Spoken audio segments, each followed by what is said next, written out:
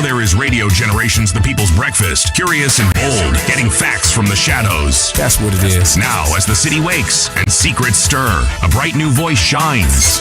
The People's Breakfast. Your morning, your voice, your journey. Good morning. Good morning, my neighbor. Welcome to the home of hard truths and bold insights. Radio Generation.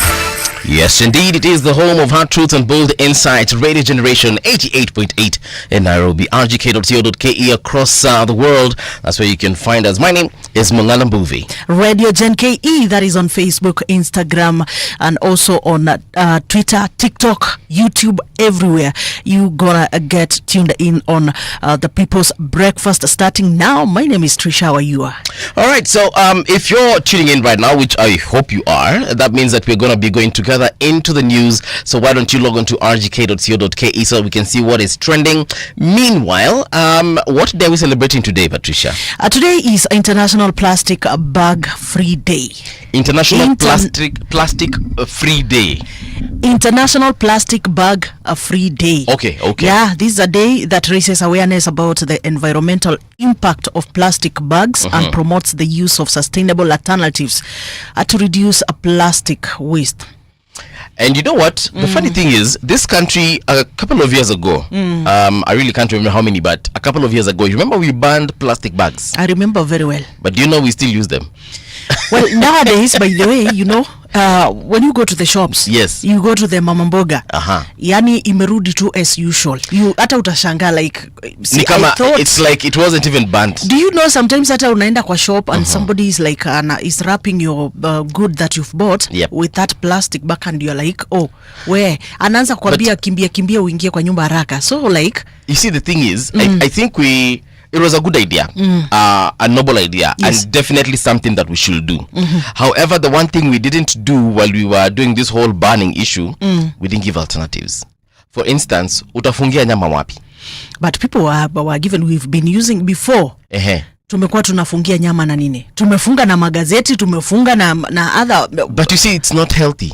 Well, magazeti, first of all, the ink that is used to print the papers is very carcinogenic. Okay? And then magazeti, of course, zenye zinatumika ni recycled ama zile zimeshatumika. Kumaanisha ilikuwa inasomwa na watu kadhaa. Hawa watu jua walikuwa wanashikilia nini before shikilio gazeti. Well, I just gave an example. Only gave an example of that, but there are other papers. Kuna papers zingine zinakuanga ndani inakaa like it's shiny. Yes. Sini za maziwa. And that is what sasa kama okay, hivi inaweza kufunga maziwa, still inaweza kufunga nyama. It's only that Kenyans kwa sababu wameona kwamba sheria ni kama imelegea kidogo.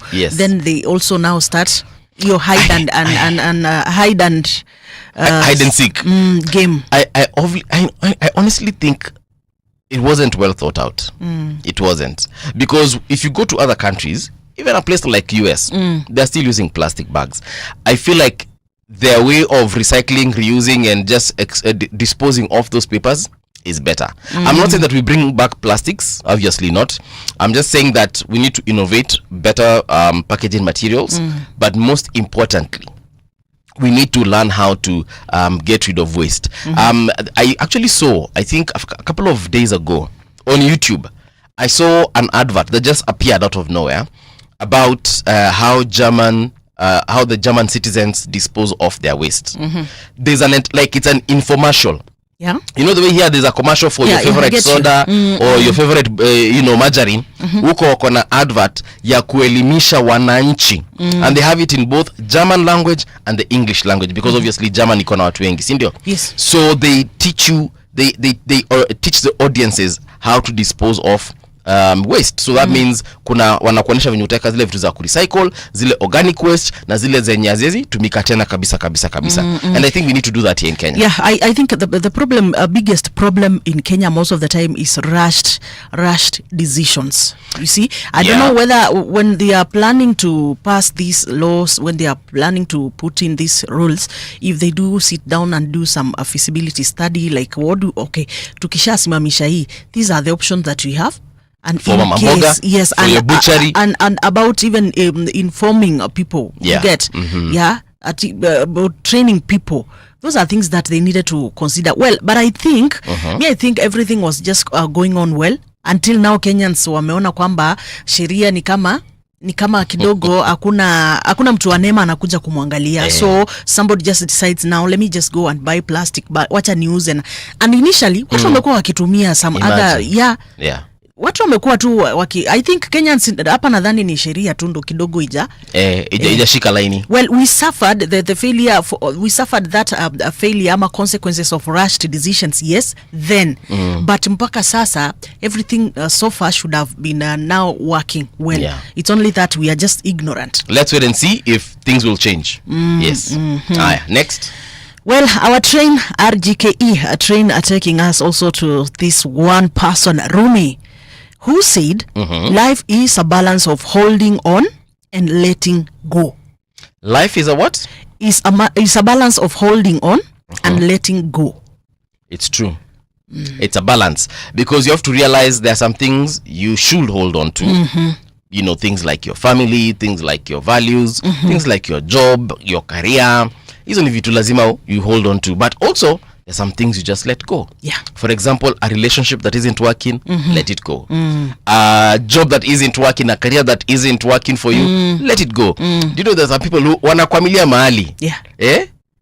Na hapo unajua hapo hakuna mahali unaenda ama hakuna kitu utapata kutoka hapo. But unakwamilia. And even some people hold on to things that they will never use. Umeenda kwa mtu unapata tu amejaza tu vitu plastics, nguo zenye hata iva, zingine zimeraruka. Zinaitwa baggages, So you find someone is wearing a shirt that is so faded. Unamwambia hii shati nayo umekaa sana, anakuambia hii shati bana nilipatiwa nikiwa high school. And you're thinking right now you're a father of 3 children. It is shati in the house. Shati ya high school unafanya nini nayo? Some things you let go. Yes. Sometimes when it is time to let go, just let go. That toxic relationship, just let go. Especially tukiongea juu ya toxic relationships. Yes, and and those things that you need to hold on. Sometimes you just need that patience. Maybe there's something that you're working towards too, and then you're like this discouragement, this distraction on the way, and then you're like you need to hold on. For example, a business that just started, don't give up just because the first 2 days you didn't have a customer. Actually, there's this very famous story, I'm sure people know about it, and it's about Coca-Cola. Apparently, in the first year of Coca-Cola, they sold 8 bottles. 8. Unajua 8. 1, 2, 3, 4, 5, 6, 7, 8. An entire year, 12 months, mumeuza 8 bottles. Now tell me if they had given up.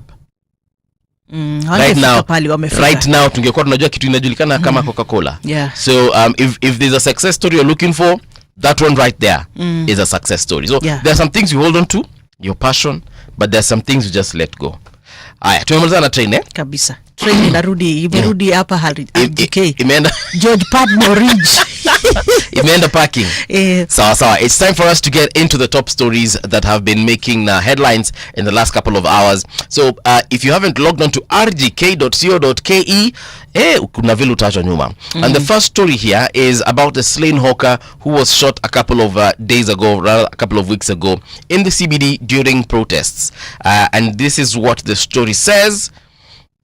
A wave of grief swept through Githunguru village in Kangema as family and friends of Boniface Mwangi Karaoke, the hawker who died after police confrontation in Nairobi's CBD, gathered for a prayer meeting on Wednesday. President William Ruto donated 1 million to support the family's burial plans as pressure mounts on authorities to charge the police officers linked to Mwangi's death. The president's donation was delivered by Muranga MP Betty Maina, who joined her colleagues Peter Kihungi of Kangema and Mary Wamaua of Maragua in mourning the deceased. The family has set Mwangi's burial for July 11th. May his soul rest in peace. I cannot imagine what was going through the family's minds and hearts and just the people who cared about him, you know, his friends and family. Because ever since he was shot, ever since he was taken to hospital, first of all, everyone, when we saw that particular incident in the CBD, everyone concluded that Mwangi had passed away. you know, how he just fell to the ground. The officers who did that deed just walked away. And even the family, when they used to visit him in hospital, I remember they used to come back and say, we are not seeing any change. Yeah, but even not forget even about the time period after now the shooting, when he was taken to hospital, kukakuwa na matumaini kidogo, because everyone concluded, hey, Mwangi is dead. Then kidogo like this, tukasikia, he's in ICU critical condition, and the whole country for that moment tukapata tena matumaini that he will live to see another day. Yes. Then now we started seeing the briefings from the family, and like you have said, wakaanza kutuambia hapa hakuna kitu tunaona, there is no change, he's not speaking, he's breathing but his breathing is not as steady. You know, doctors are trying everything to stabilize him, and some doctors of course made some comments, and now reality began to sink in rather. And for that entire period, I cannot imagine what the family was going through. Unajua, kidogo mnasikia ni kubaya, kidogo mnapata hope, kidogo tena mnasikia ni kubaya, kidogo mnaanza sasa ku accept that hapa kuna kitu kinafanyika. Then let's not forget there's the other psychological issue of just having to know that there's a bill here. 3.6 million, I think that is what we reported on Monday, or was it on Friday? 3.6 million, mnakaa hivi mnajiuliza 3.6 million, huyu mtu hamtamuona tena. Na mnasikia hapa kuna bill ya 3.6 million. Huyu mtu hakuwa mgonjwa, huyu mtu hakuwa just something just from nowhere. Huyu mtu hakukosea mtu, alikuwa tu anauza barakoa. You understand? Unajua tungekuwa tumesikia alishutiwa mali akiiba, tungesema okay pole, lakini mbona alikuwa anaiba? Unajua? Tungesikia alikuwa ngamsiki, tungesema enyewe amepumzika sasa. Hiyo gonjwa ilikuwa imempeleka mbio. But man, this guy was just fine, okay, and then he dies. It's wrong. It is wrong on so many levels, and justice needs to be delivered to this family, and needs to be delivered to Mwangi. And even the family of Ojwang, Albert Ojwang, yes. We even saw yesterday the burial program, the plans and everything. Yes. We saw the speech that the parents walifanya. It's so demoralizing, like mzazi anakaa hivi anauliza, okay, like my son ndio hivyo ameenda, ameacha a young family, and hakuna kitu, there's nothing that seems to be working in terms of getting justice for that life that was lost prematurely. True. Anyway, on other news, IMF, you know, for the longest time Kenyans felt that IMF ndio mbaya wao. In terms of the issues of high cost of living, taxation issues and so forth. Do you remember then sometimes back when the president wanted to go to IMF to borrow some funds, and then Kenyans are like, they were writing to IMF. Yes. Umeambia IMF no. Msipatiwe jamaa pesa. Musipatiane tena, musitupatie sisi wa Kenya pesa. Do you remember that time? Yes. And again, by the way, you know, it did not happen.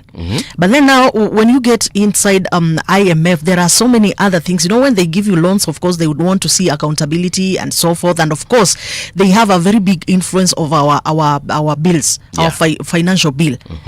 Yeah, because like if we are going to give you a loan, we would want to know how you're going to pay this.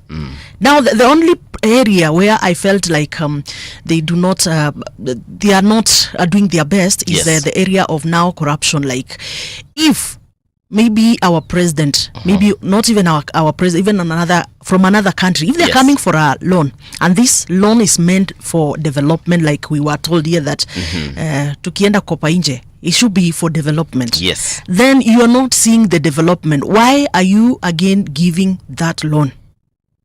Yeah. So what they're saying right now is that they just concluded a governance audit of Kenya aimed at identifying institutional weaknesses and corruption risks that threaten economic resilience. The thing here is there's something called kuongea, kusema na kutenda. Yes, tunataka kupata hii kitu. Na tunaambiwa these are the guidelines of getting it. Our constitution, first of all, says that any loan we are getting needs to be a loan for what? For development. Yes. But the person giving you that loan, then they just need to confirm that you're able to pay it back. That's it.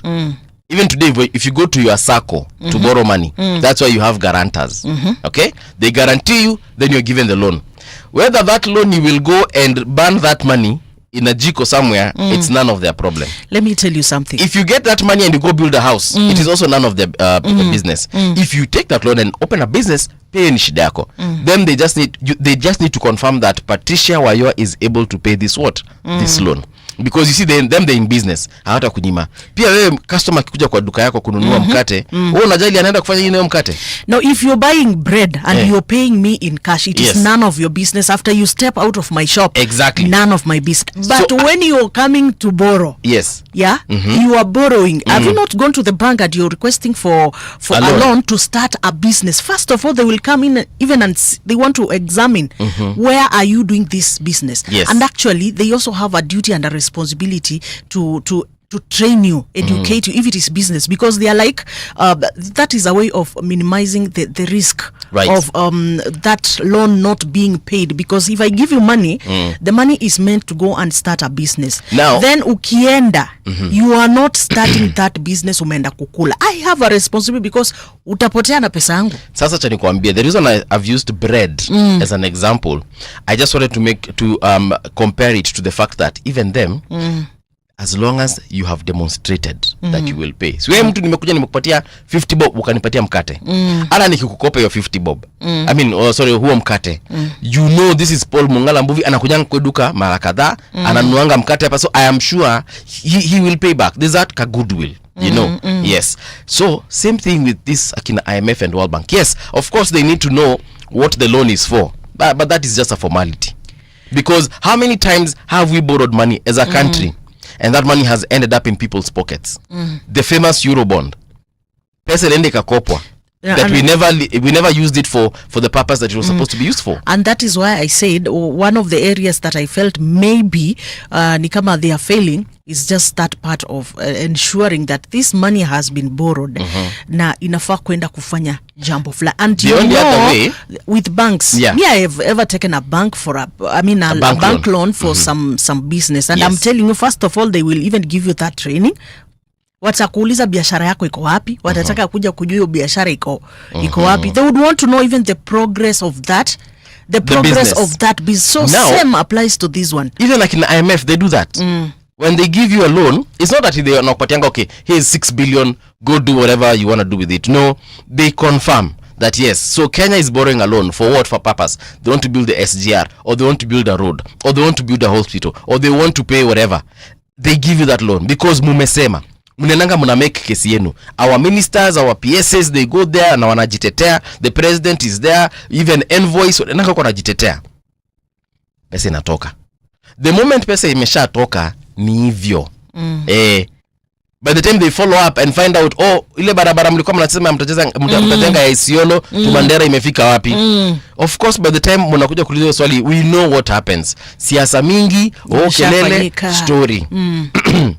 You see, and then the unfortunate part is every successive government has its own rapport with these different world institutions. Because don't forget, we have the presidency of Moi. We had the presidency of Kibaki. And we have, we had the presidency of Uhuru Kenyatta, and now we have the presidency of Ruto. All these governments zinataka kujitetea tofauti. Pia IMF, they have different people every other time. Ule mtu ulienda kuongea na yeye jana ukamuitisha loan, si mwenye utapata next year maybe, or after a period of time. Even them, they have contracts. But does he carry the loan agreement with him at home? Sasa or in another department? Ruto akienda kujitetea, hata akiambiwa but you see hata Uhuru alikopa na kulipa, anasemanga huyu ilikuwa ni Uhuru. Mimi kama Ruto ninakuambia, si mimi ndio nakusho. Unaget? Pia Uhuru vinya alienda kujitetea huko, alienda akawaambia cheki, msianze kusema Kibaki alifa. Ni nini Uhuru naitisha? Si mimi ndio nakusho. Pia Kibaki alienda akasema cheki, wacheni kuniekelea stories za Moi. Mimi ni Kibaki. Si mimi ndio nakusho. Well, but you are borrowing on behalf of who? Of Kenyans. You are borrowing on behalf of Kenya. So in those countries, they do not know Uhuru. They do not know Ruto. They recognize, because they just recognize him as a representative of the country. Exactly. So now after after umeshakopa pesa. That is the reason why mpaka saa hii unalipa deni ya nani? Ya Uhuru Kenyatta when he was in office. Yes, in terms of madeni, and that is the same reason why you're still paying madeni ya nani? Ya Kibaki, because of what? Every successive government has its own way of kujitetea, because even IMF has got, let me call it a government, has got its own management stroke government. So mkienda kuongea amuongeangi ati sasa unajua pia Obako alikuja hapa akasema na hakufanya. Obako ni Obako alienda. So mimi nimekuja kujitetea kama nani? Uhunye. Unaget? Sasa pia Ruto Day akienda huko wameenda kujitetea kama nani? Kama Ruto Day. Ajenda kujitetea kama Uhunye. Ndio atasema mimi I'm the current president and this is my commitment and I commit this and this na ana outline, alafu anafanya nini? Anapatiwa kama apatiwa. Yes, at the end of the day, either way the IMF is there to give loans to countries, and if it doesn't give loans to countries, it is not in business. It's also not going to operate. Also, you don't just give any business. You give a business that has the ability to pay back. No, unajua hizi countries kubwa kama akina US, akina Germany, akina France, akina Italy, they won't go borrowing money from the IMF. It is African countries that actually borrow money from IMF. So if IMF doesn't give third world countries, akina Kenya, akina Uganda, they will go out of business. So either way, loan lazima watatupatia, ni venye sisi tujitetee venye tutalipa.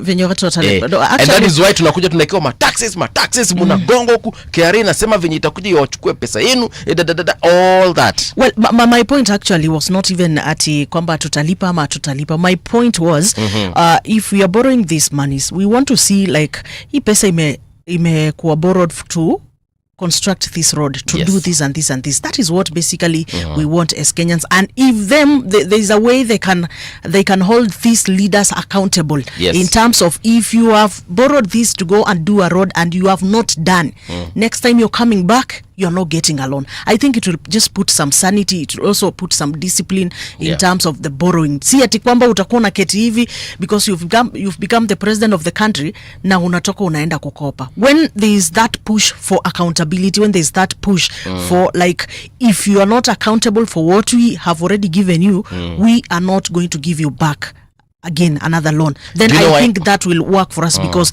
when it comes to payment, tupende tusipende. Kama imekopwa tutalipa. Nikuchekeshe? Yes. Do you know why countries like China, when they give you a loan, they usually bring their own people to manage that project that they are paying for? For example, walitupatia SGR. For how many years did they come and control SGR? Tulikuwa tunasoma news juzi wakisema ndio wanataka kutoka Kenya. Right? They will come in, they will construct that project for you. Yes? And then they will come and manage it. Because hawataki upuzi. They want to make sure that money comes back. Mnajulikana. Mnajulikana. Tulikuja tukajengewa nini? Expressway. Who's managing expressway? It is the Chinese people who gave us their money. And it is because they understand when we give you that money wholeheartedly, na tuseme endeni, you will never pay us back. Ama mtaanza kutupatia stress wakati wa kulipa. So wanakupatia loan na wanakuja wanaanza kumanage. It's just like a bank loan today. If you go and tell the bank, I am taking a car loan, they will give you that money. But number one, you will have to deposit X amount of money with them just to show commitment. And then number two, they will give you that money to go buy the car, but you will co-own the car with the bank. So the logbook will be in your name and the name of the bank. And if you do not pay at any one time, they will come for your vehicle. Yes. So that is how, unfortunately, people have had to become, because again, sisi kama Waafrika tuko na tabia zetu mbaya. If you go get a loan today from China, they will definitely, and that's what they're doing all over the world. It's not unique to Kenya.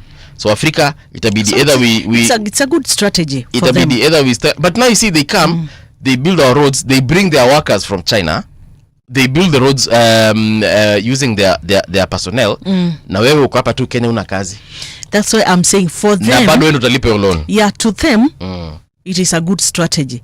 Now to you people here, you are the people who are suffering. Si mmetaka barabara, mnakuja mnajengewa barabara. Still on matters international funds, after 64 years, USAID shuts down, leaving 14 million lives at risk. Now, the global humanitarian landscape is facing an unprecedented crisis following the United States' permanent shutdown of US aid, ending more than 6 decades of foreign assistance that has saved millions of lives in developing countries. Secretary of State Marco Rubio confirmed the closure, stating that future aid will be channeled through the State Department and only support causes that align with American foreign policy under the Trump administration. So pia America wameanza kuchukua hiyo direction. Mtapatiwa tu pesa kama hiyo pesa inasaidia watu wenyu, lakini pia ina align na interests za America. So that means watu wenyu walikuwa wanapata pesa za vitu kama ARVs, or rather walikuwa wanapata ARVs for free, that one is now gone. Well, it is gone, and it's so well, should I say painful? It is painful because should I say painful because that's and anyway we've been depending on a department that we've really depended on, and as Kenyans, I see those people with such conditions, that is the HIV and AIDS, malaria. We have seen food programs, food aid programs also working for them and so forth. And we have also seen USAID also working for the camps, those refugee camps also, and that is why it is really risky. But now at the same time also, remember we were told that as Africans we do pay taxes in our countries, sindio? So tuache kutegemea sana msaada kutoka wapi? Taxes za wenyewe. Yes. Tuanze kutegemea taxes za kwetu. That is why now our governments need to put priorities right. And I keep on insisting about the priority to health. Do you know what makes me angry? America has got a population of roughly 350 million. That is 7 times our population, that of Kenya. Because if we are about 50 million, multiply that by 70 and okupatia 350. So that means the population of about 7 countries here in Africa. But to be honest, Africa has got 54 countries and our population is over 1 billion. Yet we rely on a country that has got 350 people, 350 million, sorry. That is about a third of our population. What is so special about what they do there that cannot be done here by 1 billion people? Again, we rely also on some countries such as China. China has got a population of 1.4 billion also. We also rely on countries like India, 1.4 billion individuals in that country. We get a lot of our medicine. I don't know, right now, just look at the back of your, if you're taking any medicine, whether it's a painkiller, an antibiotic, chances are hiyo dawa imetengenezewa wapi? India ama Pakistan. But majority of the time it's India. Yet here in Africa, we've got amazing brains. We've got professors here in Africa. It's not like we lack those kinds of expertise. We've got engineers. We have got doctors. We have got biotechnologists. There's one right now talking on radio. We have got biochemists and so many other experts I can talk about. We have got limitless resources. In Africa, we still have gold. In Africa, we still have diamonds and many other minerals I'm forgetting. Even oil we have. Yet, we rely on oil from the Middle East. Yet, we have our own oil. We rely on the medicine that we are getting from India. Yes. Some of those herbs, some of those chemicals, actually all of those chemicals, I don't know why I'm saying some, all of those chemicals can be found on the African continent. Should I tell you the problem? Where the problem is? Yes. Actually, the problem starts with the mentality. Yeah? Whose mentality? Africans. Okay. Us. The mentality. You know, kitambo, we used to see, ukiona mzungu, unaona ni kama you have seen another god. Ukiona tu mzungu hivyo ulikuwa unaona kwamba your problems zinaisha. And that is why up to today, tukienda to the at the coast, you realize pale hivi how these people take advantage of our young girls, women and so forth, and even young boys, you get. Because they start mentality yenye tumekuanga nao about the white our people. Yes. So, first of all, the mentality. That is a mentality on the society level. Now, on the leadership level, first of all, we have always been blaming colonization. Yeah, we have blamed technology. Yes, it is true that Africa has been behind in terms of technology, but right now we have embraced technology, sindio? We should just make use of this technology to work for us as Africans. Now, I like what you've said, and I'm going to start from the point where you mentioned tumeangalia mzungu kama our savior. Unfortunately, it is true. Unfortunately, it is true. And the reason I'm saying it's true is because of, number one, these guys have been exercising soft power on us for a very long time. Yeah. Let's also not forget that they have had a longer period to experience democracy and political success more than Kenya or other African countries have had. Right? Kenya is 62 years old as far as independence is concerned. Somalia the other day tulikuwa na samiko 65 and other countries that we can mention. Africa for the last 100 years has basically been in limbo.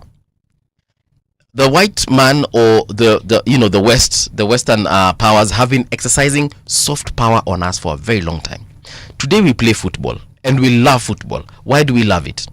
Because we see what it is doing in the West. We watch akina Liverpool and Arsenal and Manchester and we cheer them on. And we cheer them on and we pay lots of money to watch them on TV. We pay lots of money to buy their merchandise. The t-shirts, the jerseys that we wear, the shoes. And then we try the same things here. The vehicles we buy. We want to buy the German machine. We want to buy that amazing American machine. If it's a Ford, if it's a Chevrolet.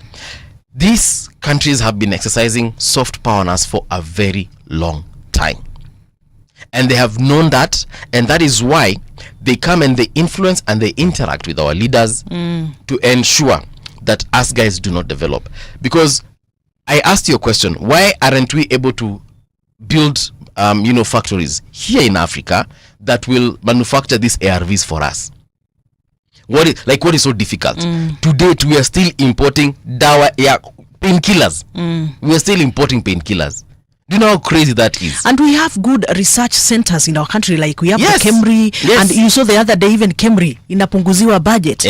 Such a very sensitive Industry inapunguziwa budget imepunguziwa budget wakati ambapo nao mheshimiwa pale anaendelea kuongezea allowances, parks and so forth. Yet those departments that are supposed to work on innovation, let's say in the health sector, in the other different sectors, those areas we need the research development in terms of maybe agriculture. We want to see how can it best work in our country. We need innovators. But now those innovators, do you know where they are? Do you know where those innovators are today? A majority of the people I went to school with, that is at Kenyatta University, wenye tulifanya nao biotechnology, sisi by then ndio tunafaa kwa tukitengeneza hizo madawa. Do you know who made the COVID vaccine? It wasn't a medical doctor, it was actually a biotechnologist, a biochemist. Those are the guys who are making medicines, by the way. Now, unfortunately, all those guys are either doing other businesses. For example, mimi niko hapa kwa radio. Ninajua wengine wanachunga kuku. I'm not saying farming is a bad thing, but they are now doing farming. Either mtu anauza onions ama grow nitrogen vitu capsicum and keeping cows and so on and so forth. And they're doing very well, and I'm happy for them. The others who really were the creme de la creme of that particular science, they're in the US, others are in the UK, others are in Germany. Yes? That is where those brains are. And they are working there, and they will never come back to Kenya. They only come here to visit their grandparents and then go back. That is where we are failing. Brain drain. Watu wamesoma. Ndio wanachukuliwa wanaenda other places. Yes. But then now let me ask you, Yes. okay, nimesoma, nimepata opportunity nje. But and my country here is not offering me and that is a problem. The tools, because it's not giving me an opportunity. The reason why the ones I've mentioned are in the UK and the US is because they don't want to keep camel or cows. They don't want to keep chicken. Them, they want to pursue the dream that they went with to the university. They want to pursue that biotechnology to the fullest. And I'm talking about all other fields, not just biotech alone. I'm talking about engineering, computer science, and so on and so forth. There's a lot of brain drain going on. They're now working. Teachers are going abroad. Even nurses are going abroad. If only we could keep those brains here. If only we could keep those brains here so that they can continue working for us, and then we create those industries for them, so that Paul Mongala movie, instead of being on air, Paul Mongala movie right now should be in a lab somewhere, trying to creating the next malaria vaccine. and any other vaccine that we need. Okay, you now, understand? let me ask. But the brains are there. Yeah, brains tuko nazo, by the way. It's only now the problem is we do not get that support in our country. Kama and that is the reason wanazusha, why. That's why the reason why tunasema, like, you want to pay a doctor 50,000. Yes. Doctor ambaye amesoma kasoma mpaka PhD. Sawa. Alafu another legislator somewhere. Yes. Getting a 2 million. Right. Na huyu daktari ambaye amesoma miaka yote hiyo, you want to pay them that it is discouraging, and that is why people are going abroad. Yeah. You know what? I want us to do the traffic. Tulikuwa tushasahau kufanya traffic, Story hapa zimenoga. I'm looking at your roads right now. In the next couple of minutes, seconds. Oh yes, here we are. Eastern bypass is bumper to bumper as you're trying to get into Embakasi village, but after that vitu zinafunguka tu vizuri. Airport North Road iko tu sawa, no complaints coming from that particular area. A little bit of traffic snarl up as you're approaching Cabanas, but that is not something to give you stress. Everything else is moving okay. Outer Ring Road, you guys are saying, or rather you are seeing dust on that particular road. Why? Because there's traffic as you're heading towards Allsops. So come on out, unatoka Outer Ring Road, kama unatoka Taj Mall, maeneo ya Taj Mall, ukielekea hii barabara inaitwaje, ukielekea noko Mtindwa, Buruburu nini, a little bit of traffic there, but it opens up until you get to, where is this, Doni. A little bit of traffic there because everyone is coming from Donom trying to get to the CBD, but after that Manyanja Road also a little bit of bumper, lakini kunafunguka na kila kitu inakuwa shwari. If you're on Thika Super Highway, let me tell you what's happening there. Things are looking good all the way from Githurai, no complaints. However, as you're getting to Zimmerman, a little bit of traffic there. That is Roysambu rather, as you're heading towards town. But after that, it opens up until you get to Utalii Hotel. So that means if you're getting into Mathare Teaching and Referral Hospital, that area, Muthaiga, nini, hapo mmeshikana mko bumper to bumper. But after that, kanafunguka tena into the CBD. Mnafika pale mnapatana Ngara nyinyi wote, ndio mna cause traffic, lakini hapo kwa Globe Flyover and the roundabout, everything is looking okay. Have you checked Jogo Road? I'm seeing around Maziwa stage, that area there is a traffic up mpaka pale City Stadium. Okay. I'm seeing there is a little of a snarl up there. Na pia of course kutoka City Stadium mpaka Tao. There's traffic. Ngong Road, I see Junction, around Junction area there's traffic. Prestige area there's also traffic, and even Community as you get to town. Yes. Thika Road umangalia pale Globe. Things are not good at around Globe area. That is all the way from Mangara. Yes. Yeah, kuna katofitu kadogo hapo tu kwa roundabout kadogo tu. But it being 6:37, the drama there is very minimal. You'll get into the CBD ASAP, okay. All right, Sasa, that's the traffic update for now. If anything is on the road that you think we should know about, please holla at Radio Gen KE. That's on Twitter and on our WhatsApp channel as well, Radio Generation. Now, there's a story here about Zimbabwe journalists. There's actually one journalist who's been jailed over a satirical piece targeting President Mnangagwa. A Zimbabwean journalist has been locked up for writing a satirical article that criticized President Emerson Mnangagwa, drawing sharp reactions from media and rights groups who say the government is growing intolerant of free expression. Faith Zaba, the editor of the Zimbabwe Independent, appeared in court on Wednesday after being charged with publishing a column titled "When You Become Mafia State," which prosecutors claim was intended to stir public hostility towards the 82-year-old head of state. Takudzwa Jambawu, who is leading the case for the prosecution, told the court that the contents of the article are false in material and designed to engender feelings of hostility by the citizens of Zimbabwe towards the president. Zaba is 55 years old. And he was ordered to remain in custody by a magistrate in Harare until Thursday, that is today, when a ruling on her bail request is expected. Sorry about that. Yes. How many times have I told you about there's something happening in these African countries? Yes. Especially East and Central Africa. It's a common thing that is happening across these countries. Anytime you want to, you want to question so much. Anytime you want to push, so much. You know, I always think that, for example, if today, Patricia, I came here and I said, Patricia na kwanga mbaya. Unajua Patricia manze aliiba ABCD ama alichapa flani.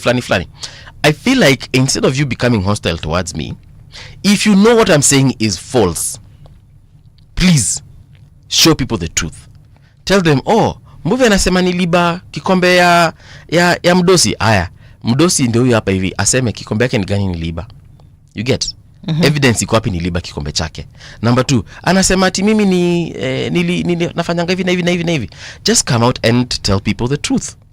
You know, prove to me, prove to the world, prove to everyone that I have told false allegations against you that indeed it is not true. For example, when you become a mafia state is a piece that was written by this journalist, and I'm sure it outlined a couple of things. I don't think we can find that piece anywhere. But if I were the prosecution, or the not the prosecution rather, but the government, I would come out and say, okay, this lady who goes by the name of Faith Zaba said that we have done or we have not done this and this and this and this, but here are the records. We are not a mafia state. We have not arrested anyone who doesn't deserve to be arrested. We have not, imprisoned anyone who doesn't deserve to be imprisoned. These are the, things that they did. We have not killed anyone. Whoever you're claiming we killed anaitwa flani, and the reason they died is because of this and this and this. We didn't do nothing. Jiteteni tunamuondoke. Then you let people be the judge. Instead of arresting people and using state resources kusumbua na kuintimidate watu. That is clearly wrong. And I feel like that should be taken across board and the entire African continent. That we need to start being tolerant to voices that are actually supposed to be helping people and the countries that we govern to move forward. If your citizens are complaining about the roads, tafadhali musishike mwenye ameongea juu hiyo barabara. Tengenezeni tu barabara. If they are talking about education system, wacheni kushika mwenye ameongea juu the education system. Tengenezeni the education system. I'm telling you, those are East African countries for you. And East African countries for you. Actually, Zimbabwe is more of a South African country, but at the end of the day, I'm saying it's an African problem.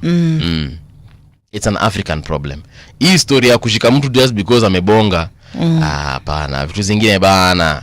Anyway, there's another story here. Or you had something that you wanted to share? Well, no. I think it's just the newspapers. Let me talk about the KMPDU. They are saying that over 1,800 intern doctors to earn 206,000 monthly. This is according to the Kenya Medical Practitioners and Dentists Union. Wamesema that they have confirmed that 1,800 interns, newly appointed medical interns, will earn a monthly salary of 206,000 in line with the 2017 collective bargaining agreement. Yani kuna intern anakula 1,800. I'm happy for these kids. Anakula? 1,800. And also not 1,800, but 206,000. 1,800 of them are going to be earning 206,000. But this is after a very serious push and pull. After vita mingi sana. Sana. Tumeona wamegoma, wamefanya nini. I think, and we are happy, like we have said, kwenda kusomea ile, it's not easy. Yes. Yeah, just give them what they deserve. But at the end of the day, this is what I will say. This shouldn't even be something that we are announcing, because we know that the interns are doing very critical. That's why I see critical services. They're giving critical services to the country. So it should, as in hii ni kitu tunafaa kwa tulishasema, mbona imechelewa? Like we implement it ASAP. So what's on the papers?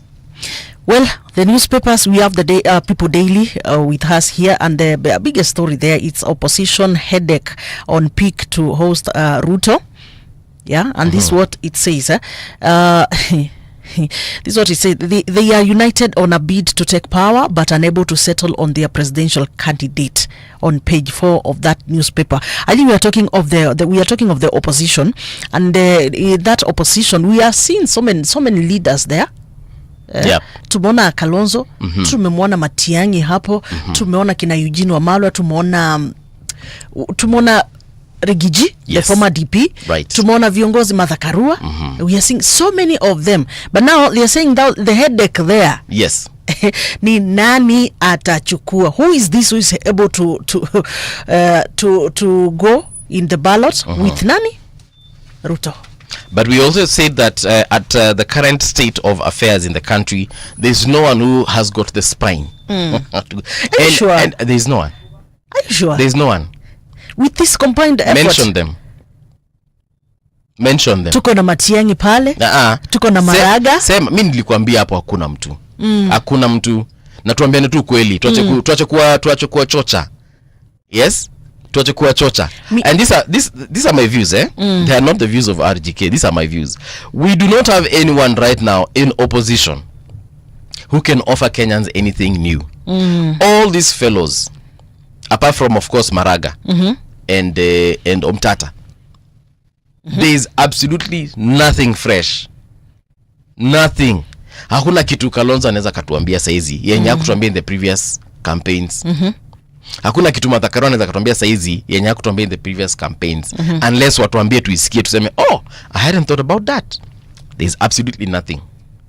There is absolutely nothing former DP Gachagua can tell me today. Specifically me as Paul Mungala Mbuvi. Forget the country. Me as Paul Mungala Mbuvi. There is nothing fresh he's telling me that I didn't hear during his campaign time with President Ruto. The only thing actually I am hearing from him is just the fact that he's bashing the government, which it is whatever he is right to do. But there's as in hakuna, mimi nangoja niambie tu kitu mpya. Aniambie okay sasa hivi ndivyo kutakuwa nikichukua usukani. Hakuna so tafadhali watuambie nani, unless tu mtu mpya tu, na nimekwambia sasa mtu mwenye anafaa kujitetea na anafaa kuchukua that nafasi properly ni Maraga na Omtata. Okay, yeah. Na sasa mbona unasema hakuna? Ndio nimesema they still do not even, I told you they do not have the spine for campaigns. Yes, they can make good leaders if they actually get the seat. Maraga proved himself as a CJ. Omtata is currently proving himself as Busia senator. Yes. And even before he was senator, he was fighting for the people, and I believe we need someone who, when they get that position, will be doing things for the people. For the people. Once they do that, fine. Hao wengine wote mimi naona tu wamekuwa wakijilisha na wamekuwa wakijinonesha, hakuna kitu kingine tofauti watatufanyia wakichukua ile kiti. Martha Karua alikuanga, kama sijui kama unakumbuka, alikuanga minister wakati fulani wa Justice and Constitutional Affairs. She did a pretty good job at one point until she resigned from that particular seat. So I would give her an A for integrity. Yes. But there's nothing else. Well, okay, that is what we want. This seat, it's a combination of so many things. But performance, integrity, and the rest. And again, what I will say is, remember, was it 2002? During that time, the opposition came together. They formed that coalition that did something that we never expected. Nobody knew that they can outdo the president then. But then it happened. So nothing is impossible. Listen, mimi ninataka mtu aniambie Kenya, just because Paul Mungala Mbuvi has got integrity doesn't mean that I am fit to be president of this country. Okay, it just means that I have integrity, period. But what vision do I have for the country? What have I told you, Patricia, that will convince you to vote for me so that I can lead you and your families and your people and your community and everyone else included? What did I tell you? I've just talked, I've given you an example of 2000, is it 2002? Yeah, these people came together. Coalition, yes, these people came together. Maraga has a vision. But he hasn't told us anything. Listen. Okiya Omtata pia has his vision. Yes. Every other person has his vision. They have their manifestos. Right. They put these manifestos together, and like we are seeing, because right now they are doing the campaigns together. Yes. They are working together as a team. So we are hoping, or we are thinking that maybe they are working towards having one person who will be going to the ballot, because of course they know the president, they know the person they are dealing with right now. You get? So of course they will bring their manifestos together, they will bring their visions together, and then from there they can just sit down and agree, this is what we can go with. Well, that is just my thinking. As of 3rd of July 2025, none of these people has convinced Kenya anything, and any sound thinking Kenyan will say the same thing. They have, and I'm not saying that it's too early. It's too early, my I'm not also saying that now Ruto should continue or should not continue. All I'm saying is, as of today, 3rd of July, and let me tell you, you're saying it's early. It's not early for Kenyans. There's there's something we are going through as a country, and right now we need hope. Okay, yes, whether we get it from the president, whether we get it from Maraga, whether we get it from Kalonzo, the point is right now we need hope, and we need tangible hope. We need realistic also expectations bestowed upon us. So tusiambiwe that huyu mtu mwenye yuko ni mubaya, lakini mwenye atuambiwi mwenye anataka nini na atatufanyia nini. And I'm going to remind you, yes, that it is still early. One day in politics can mean 1,000 years. One day in politics. Unaweza kuamka kesho asubuhi unapata mambo imekuwa tofauti. So that's why bado nasema, bado watu wanajipanga, bado watu wanatengeneza manifestos, bado watu wanatengeneza visions. Yeah. All right. Endelea. Ulikuwa unasoma nini? There's also the story here about Albert Ojwang the late. Yes. And this is what this newspaper is saying. That is the People Daily, that crocodile tears killed by, hey, I don't want to read this. Yeah, I don't want to read this, but it's all about the preparation and the burial of Albert Ojwang, who apparently, of course, his case is still continuing, seeking justice for his life that was ended untimely and in government facilities. So we are yet to get a justice. So it is a story about the whole process. Yeah. Okay.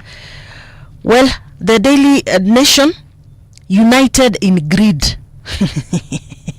Yeah, some senators have vowed to shoot down a proposal by their National Assembly colleagues. And this is what it says. The First Amendment, yesterday we were talking about the amendment of the Constitution. Right. And this is what it says. The National Assembly has in many instances struggled to raise a quorum when it is considering people-centered bills. But on Tuesday, the House attracted one of the largest turnouts in history, with rival camps checking ranks in pursuit of a common interest, money.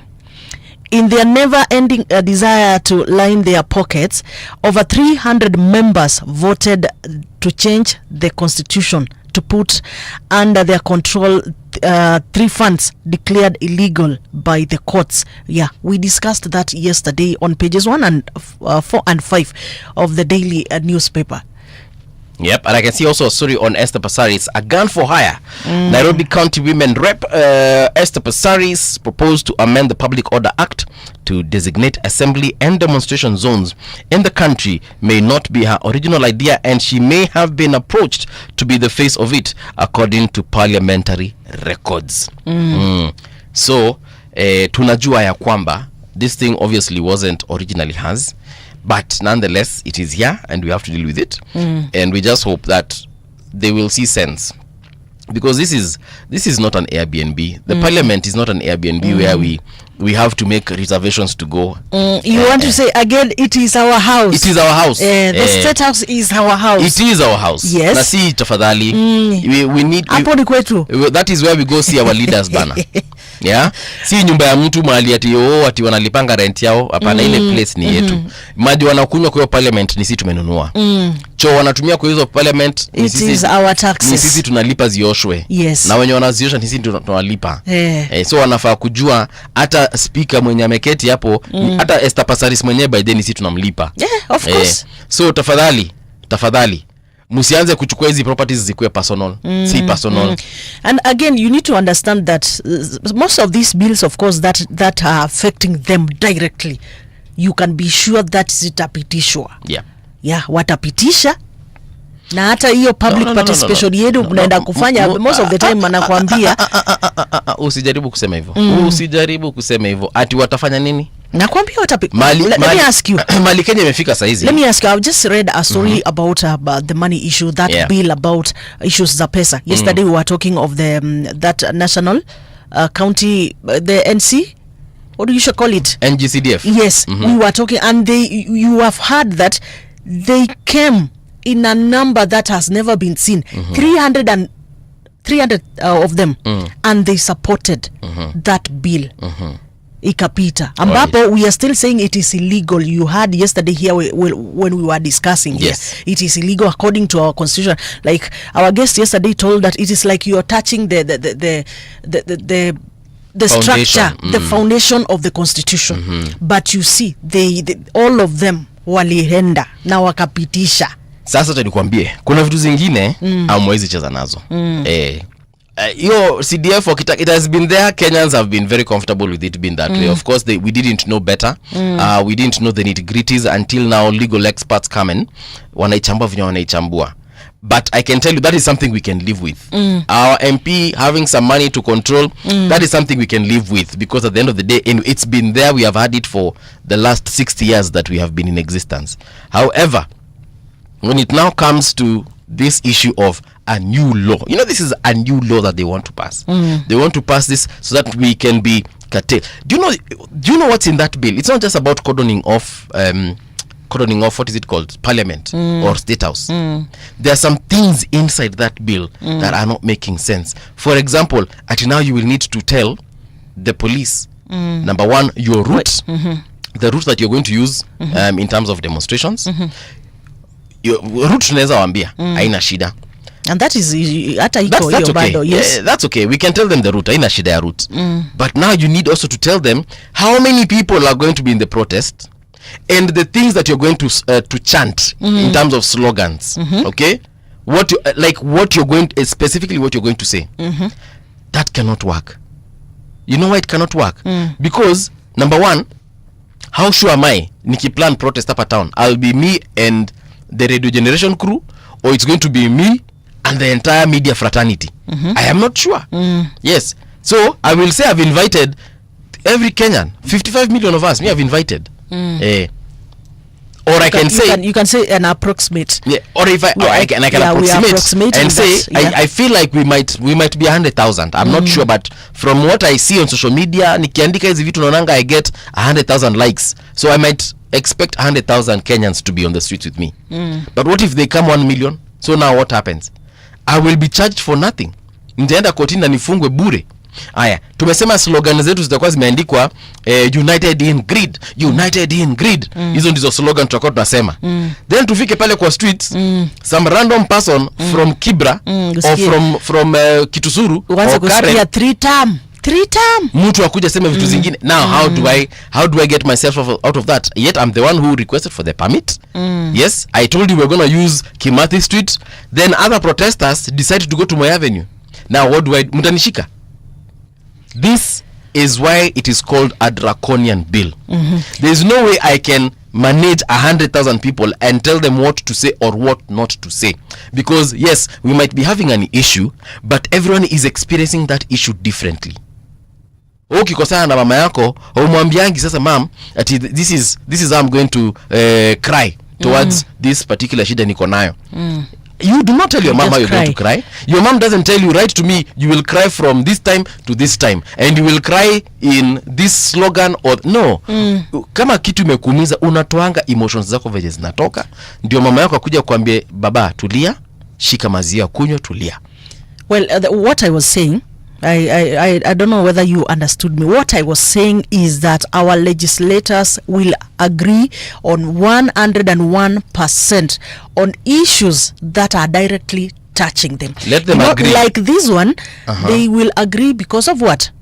It is their security. All these things, it's their security and also trying to stop stories of maandamano. You get? Which security? That's what hakuna mtu anatakanga hata MPs, by the way. Even last time when Kenyans went to the parliament to do what they did, it was just an act of defiance. They went wakakula machakulo huko wakachoma viti mbili tatu. It was an act no one wants an MP, by the way. So them, according to them, that is what they feel. No. They feel like, because they were like, now why should they come near where we are? You get? That is why, first of all, in the first place, that's why walieka pale razor wire. I'm just telling you the reason, and maybe their mind, according to what we have seen them do before, we have seen they have come united together to pass a bill about mambo na pesa. Patricia, I want you to have a third eye. Okay? Funga hizi mbili uko nazo. Fungua ile ingine. Unajua kuna ingine ulipewa? Yes. Fungua hilo jicho. This has got nothing to do with security. Sawa? This has got everything to do with stopping you from raising your voice. That's what I had said before. Because the moment you go there and the moment you specify the slogan you're going to use and you don't use that slogan, 3-year jail term. Yes. The moment you say that you're going to use Kimathi Street and you're found on Moi Avenue, jail term. The moment you say you're going to be 100,000 people and you end up being 200,000 people, jail term. Sawa. It has got nothing to do with all security at parliament. It has got nothing to do with all security at State House. I've given you two reasons. It has got nothing to do with security. I gave you 2 reasons. This has got everything to do with making the common mwananchi to do what? To shut up. Yes, I had given you 2 reasons. We're getting security into the news. Na stories za kupinga maandamano. Kuna security hapo, hata wewe unajua hivyo. Patricia, fungua macho bwana.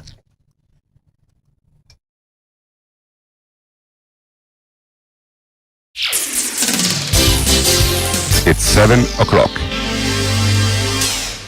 Radio generation, the sound is fine. Pump it up, turn it high all the time. Let the music move you, let's sway. Radio G's got your jam all day.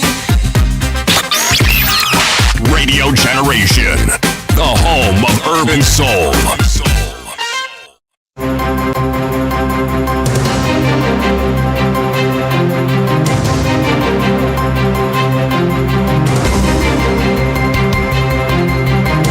This is the Radio Generation News.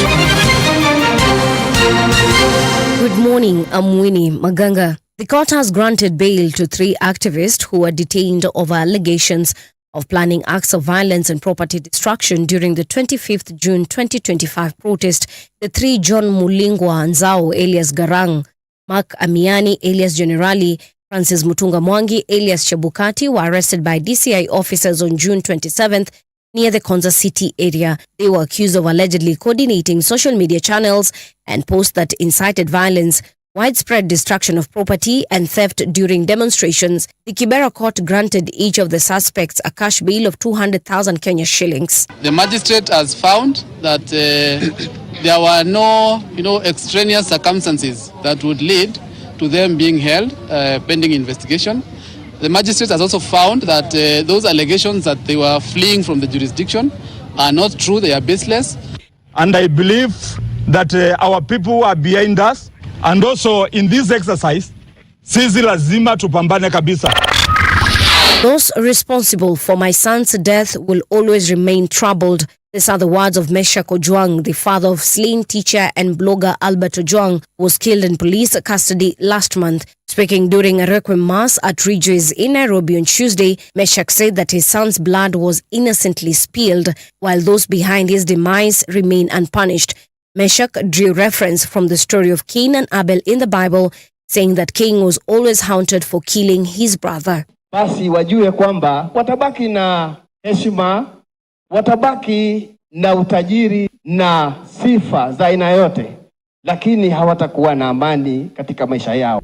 Because it's unfortunate that Albert has gone, and so we do not have his side of the story. We only know that he was being arrested for certain allegations, but he didn't live to explain to us whether they were true. Ojwang's other relatives expressed the grief of losing a key pillar of the family. To see anybody or any parent, any wife, any son, any daughter going through whatever we are going through. His last words were, "I love you, see you soon." So seeing him soon here or even in the mortuary it really broke me. Sasa nimeshangaa vile polisi walimchukua, wangemuuliza hata uko na watoto wangapi kwanza.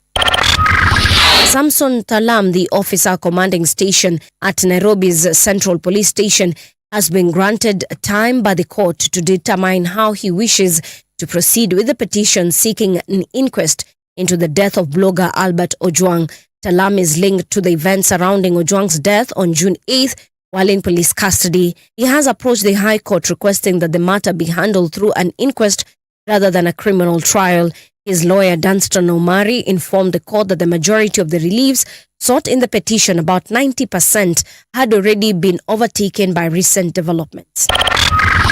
The Ministry of Health has launched a nationwide immunization campaign to protect children from typhoid and measles rubella. This follows a sharp rise in drug-resistant typhoid cases and a growing number of measles outbreak across the country. The campaign, as announced by Health CS Eden Duale, will run from July 5th to 14th, 2025, targeting children aged 9 months to 14 years for typhoid vaccination and those aged 9 to 59 months for measles rubella. The government says the campaign comes at a time when antimicrobial resistant typhoid is spreading, with children under 15 bearing the greatest burden and those under 5 facing the highest risk of death. Here's the Health Minister Director General, Dr. Patrick Amoth. This vaccine marks a turning point. With just a single shot, the typhoid conjugate vaccine provides up to 5 years of protection. It is safe, effective, and tailored for the young population most at risk. And this vaccine is going to be deployed to children as young as 9 months up to those aged 14 years. Music mogul Diddy Combs was found not guilty of racketeering and sex trafficking on Wednesday, but convicted of a less serious prostitution charge after a high-profile 7-week trial in New York. The jury, after 13 hours of deliberation over 3 days, found Combs guilty of 2 counts of transportation to engage in prostitution, each of which carries a maximum sentence of 10 years in prison. Combs smiled and looked relieved as the verdict was read out. Douglas Wigdo, attorney for Diddy's former girlfriend Cassie Ventura, says they are confident that the mogul still faces substantial jail term. And that's the truth on Radio Generation. Good morning. I'm Winnie Maganga.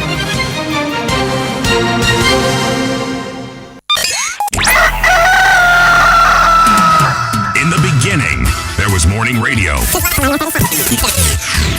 But now there is Radio Generations, the people's breakfast. Curious and bold, getting facts from the shadows. That's what it is. Now, as the city wakes and secrets stir, a bright new voice shines. The people's breakfast. Your morning, your voice, your journey.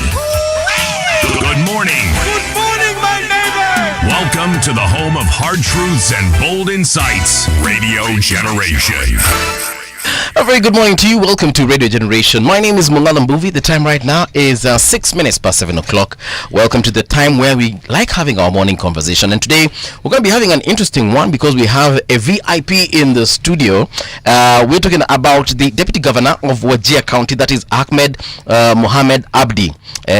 He's going to be here to talk about the advancing devolution in Kenya, or rather where we've been and where we're heading, because on Monday we did have a conversation with an aspirant coming from Mandera County, if you remember. Yes. And the conversation was around the north and how they have experienced devolution for the last 13 years since we promulgated the constitution, and a lot has happened between that time and this time in terms of development. He told us that in 50 years before devolution, Mandera County had only received a total of about 9 billion, and in the first year of devolution they got the same 9 billion in 12 months. You can imagine a lot happened in that particular county. But today we are with the Deputy Governor of Wajir County, and I'd just like to invite him to have a conversation with us, just to understand what that area has been experiencing as well. So karibu sana mheshimiwa. Thanks for having me. Yes, thank you so much for having taking your time rather to be here with us and to have this conversation. How was your trip to begin with, from Wajir to Nairobi? Asante. Yeah, it is okay. You know, Wajir we have an international airport. So it takes an hour or thereabout to reach Nairobi. Oh, really? So it's you can reach Nairobi. I mean, Wajir much faster than you can reach Naivasha if you're driving. Okay. From Nairobi. To be honest, I know there's an airport in Isiolo. I just didn't know there's one in Wajir. This one, and this was an old one. It was built in the 70s. Okay. Yeah. It's an old clearly, I need to go to the. International. You say it's international. Yeah. So it's in the levels of JKIA, Eldoret, and the one in Mombasa, Kisumu. Yeah. It's one of the international airports. There are, I think, 8 international airports in Kenya. So Wajir is one of them. Okay. Yeah. So you know. Yeah. So now I know. Yeah. Hey, if I were to ask you about Wajir, like, what is that one thing that really attracts or rather should attract people to Wajir, because we know, for example, Mombasa, the coastal region, everyone is talking about going to the beach. Nairobi, well, shamba la wanyama, la mawe. Kisumu, there's the ocean, there's the fish. What is that one thing that I would say, if I come to Wajir, I will never miss? Well, Wajir is, of course, one of the places to visit in Kenya. It is an area where you can have natural resources like what probably we not get in many parts of the world. The climate there is a bit humid, yes, right, but you see there is the effect of the natural effect of let's say solar power or sunlight, all right, which is in plenty. Okay. The natural habitat, you can see both livestock and the wild animals as well, right, roaming around. We may not have a park there, a national park there, but if you go to Wajir today, you might see giraffes just roaming around inside the town. Inside the town? Yeah, sometimes they come. The CBD? Sometimes. Okay. Occasionally. Okay. But they're not far from the town. All right. Maybe 2-3 kilometers from on the outskirts of the town. So it is just so natural. A land that is ripe for investments. Right. With the necessary investment, infrastructure development, where Kenya probably, Nairobi, Mombasa is a saturated areas. Yes. Nakuru, Kisumu, these are quite saturated areas by now. Yeah. So this is the new frontiers for investments, for adventure, for tourism and this kind of a thing. Right. In the next few years, hopefully, inshallah. We had a conversation here again, like I said, with an aspirant in Mandera North, and the one thing he said is that the North is a very ripe area, specifically for agriculture, and no one is exploiting it as they should. I don't know if you share the same sentiments about Wajir. Certainly, yes. We have plenty of land. We have plenty of underground water. If it is necessarily, if you extract this water, it's ripe for irrigation. We have a lot of flash floods during when it rains. It usually rains. Sometimes it may not rain, but usually it rains once or twice a year. So if these flash floods are really harnessed with mega dams, this is a very good infrastructure for irrigation as well. Remember, the north borders Ethiopia, and when it rains in the Ethiopian highlands, those flash floods come to Wajir, Mandera, Garissa, and drain into Western Europe, all the way to the sea. All right. So that water can as well be harnessed. But there's a lot of underground water as well. This can be used for irrigation purposes. All right. And there's a lot of land also. Arable land. Yes. In the north. Okay. And of course, there's a lot of also natural resources like solar power, which can be used for not just for irrigation and power generation, but equally for consumer needs. Okay. At household level.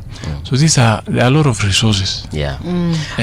In the north. Yeah. It's only that the potential to extract them has not been there before, probably. A devolution. Okay. Even devolution, as we speak, these are capital-intensive projects.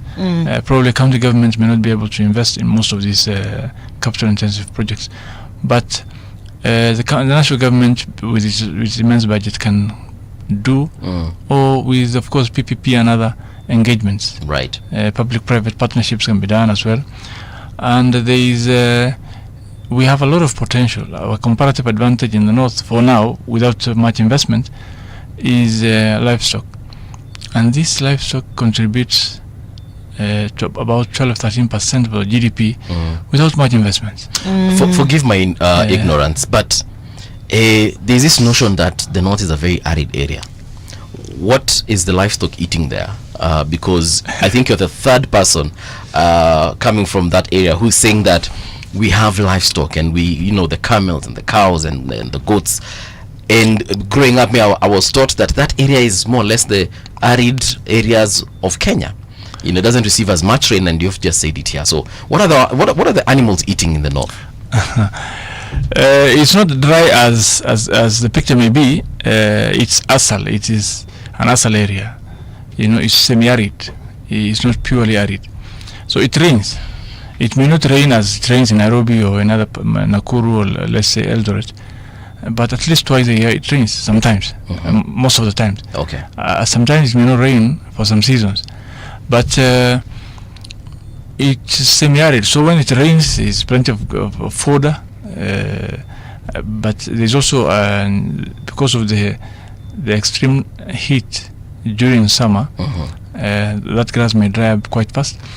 But that was the traditional way of rearing our animals, of keeping our animals. Yeah. These days we are moving away and trying to move away, and because of the shrinking of the arable land and also the grazing lands, we are trying to see how we can manage our rangelands better than we used to do it traditionally.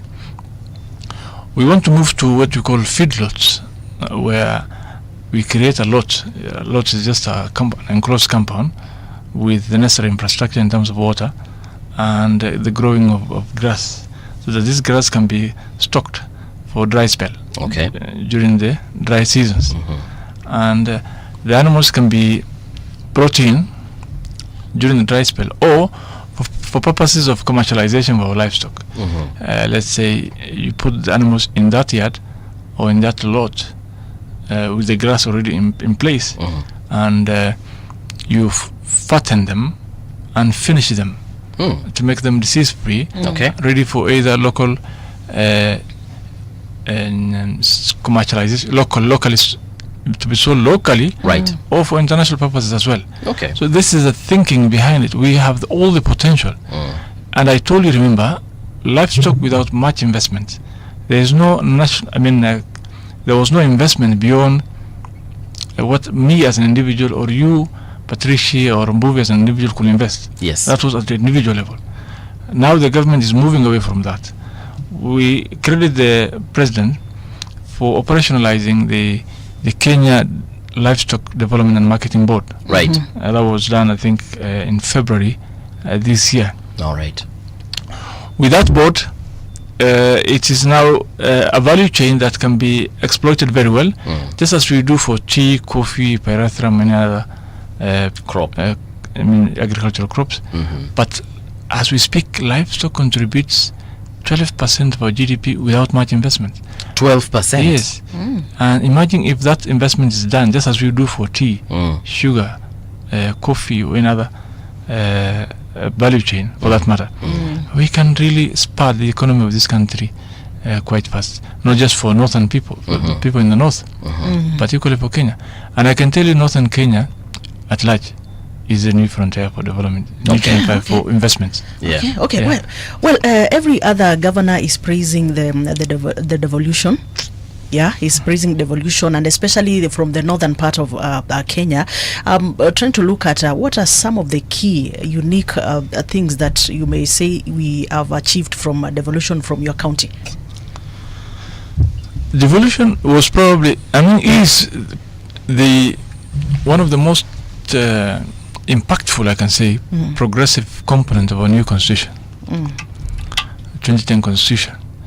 It has really seen a lot of changes in this country, and I can tell you for a fact, without any fear of contradiction, that Kenya will develop, not just because of the national government, but largely because of devolved units of our counties. So devolution was quite impactful, much more so in the originally marginalized counties, particularly in the ASAL areas.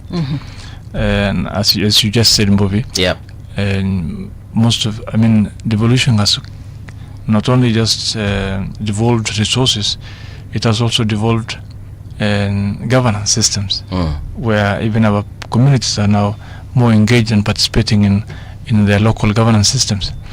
So not just resources, but also public engagements, public participation of our people. Our people are more informed, more engaged than they were before, some 60, 50 years ago. So for the last 13 years, just to take an example, Wajir had 1, 2, or a maximum of 3 doctors before devolution. 3? Yeah. Wajir? Yes. I think there were around 3, if my mind serves me well. And these are general practitioners or specialists? General, just general. Okay.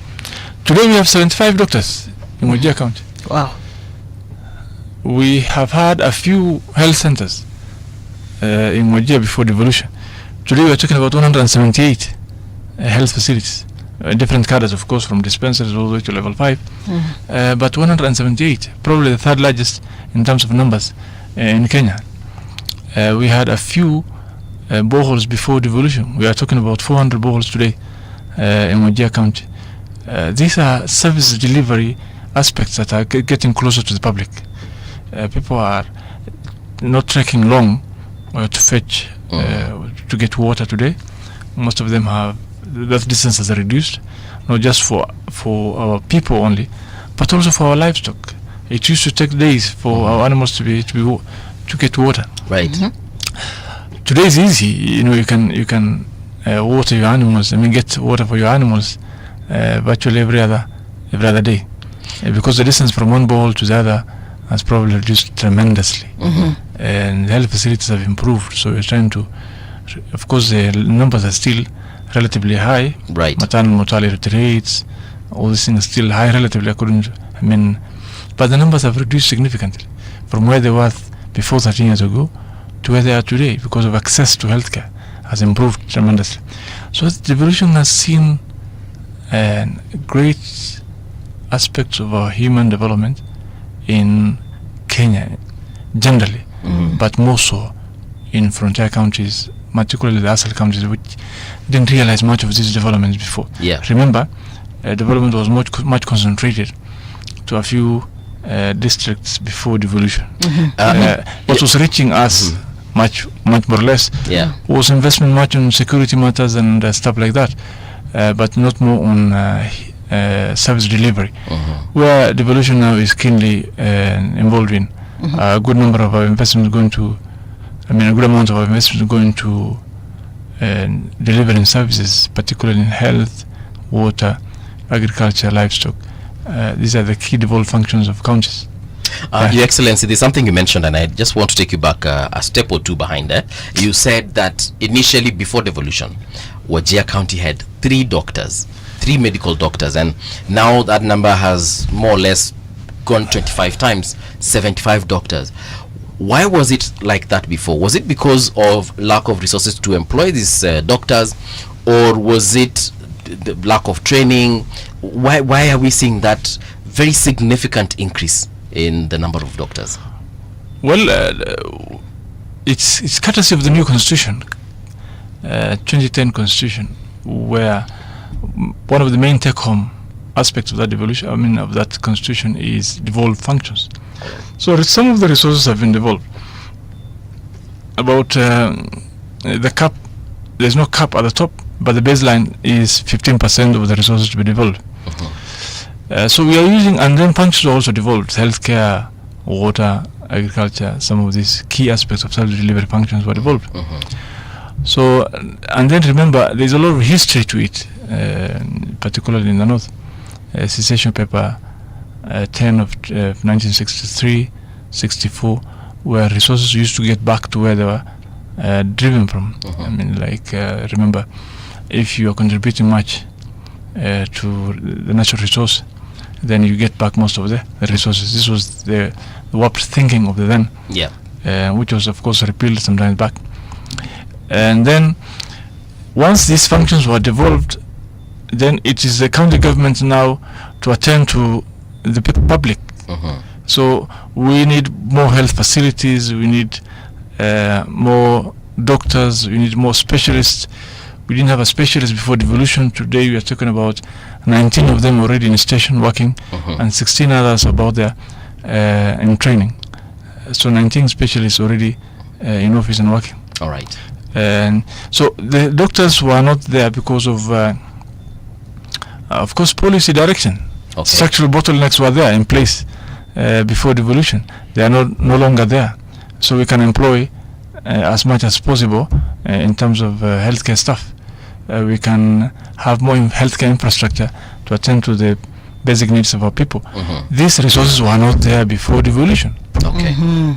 All right. They may have been there at national level, but they could not come to They're not trickling down. Trickling down because of structural bottlenecks.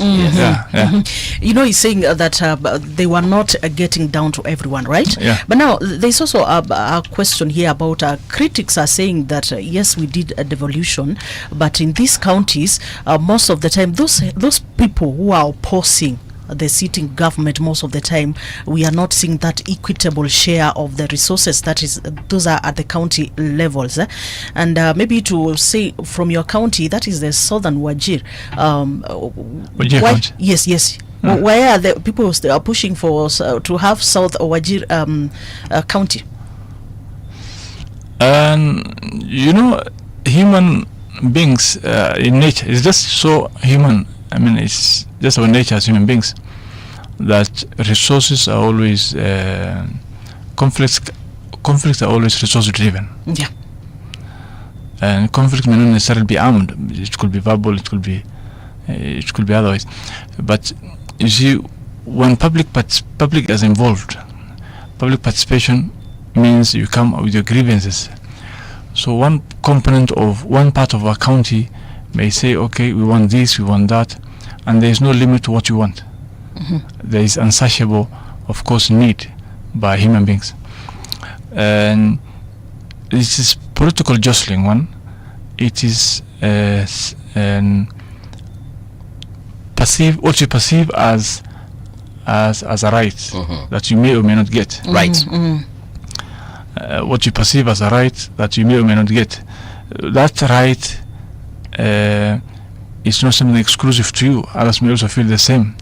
So this jostling within counties are there in every county.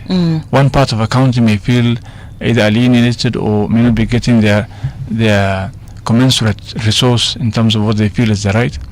It may not be specific to Wajir or Wajir South, but in many parts of the county. There are those who may feel because of maybe not this is what you believe as Patricia, for example. Yes. That belief may be right or may be wrong, but it's generally jostling for resources. Okay. Just as we do at national level, we will do the same. It cascades down to the counties. It may go back to, it may trickle down to now sub-counties and even wards. So when you are distributing resources, always it is bound to create some acrimony. Conflicts, yes. Acrimony. And it's, I think, in every county. It may be quite pronounced in some counties or in some sub-counties, for that matter. Right. But every resource distribution is bound to create some level of acrimony, some level of jostling, because budgets and resources are usually they create some acrimony. It's just it's just natural. Right. So it is something that may not be particular to Wajir County or some part of Wajir County.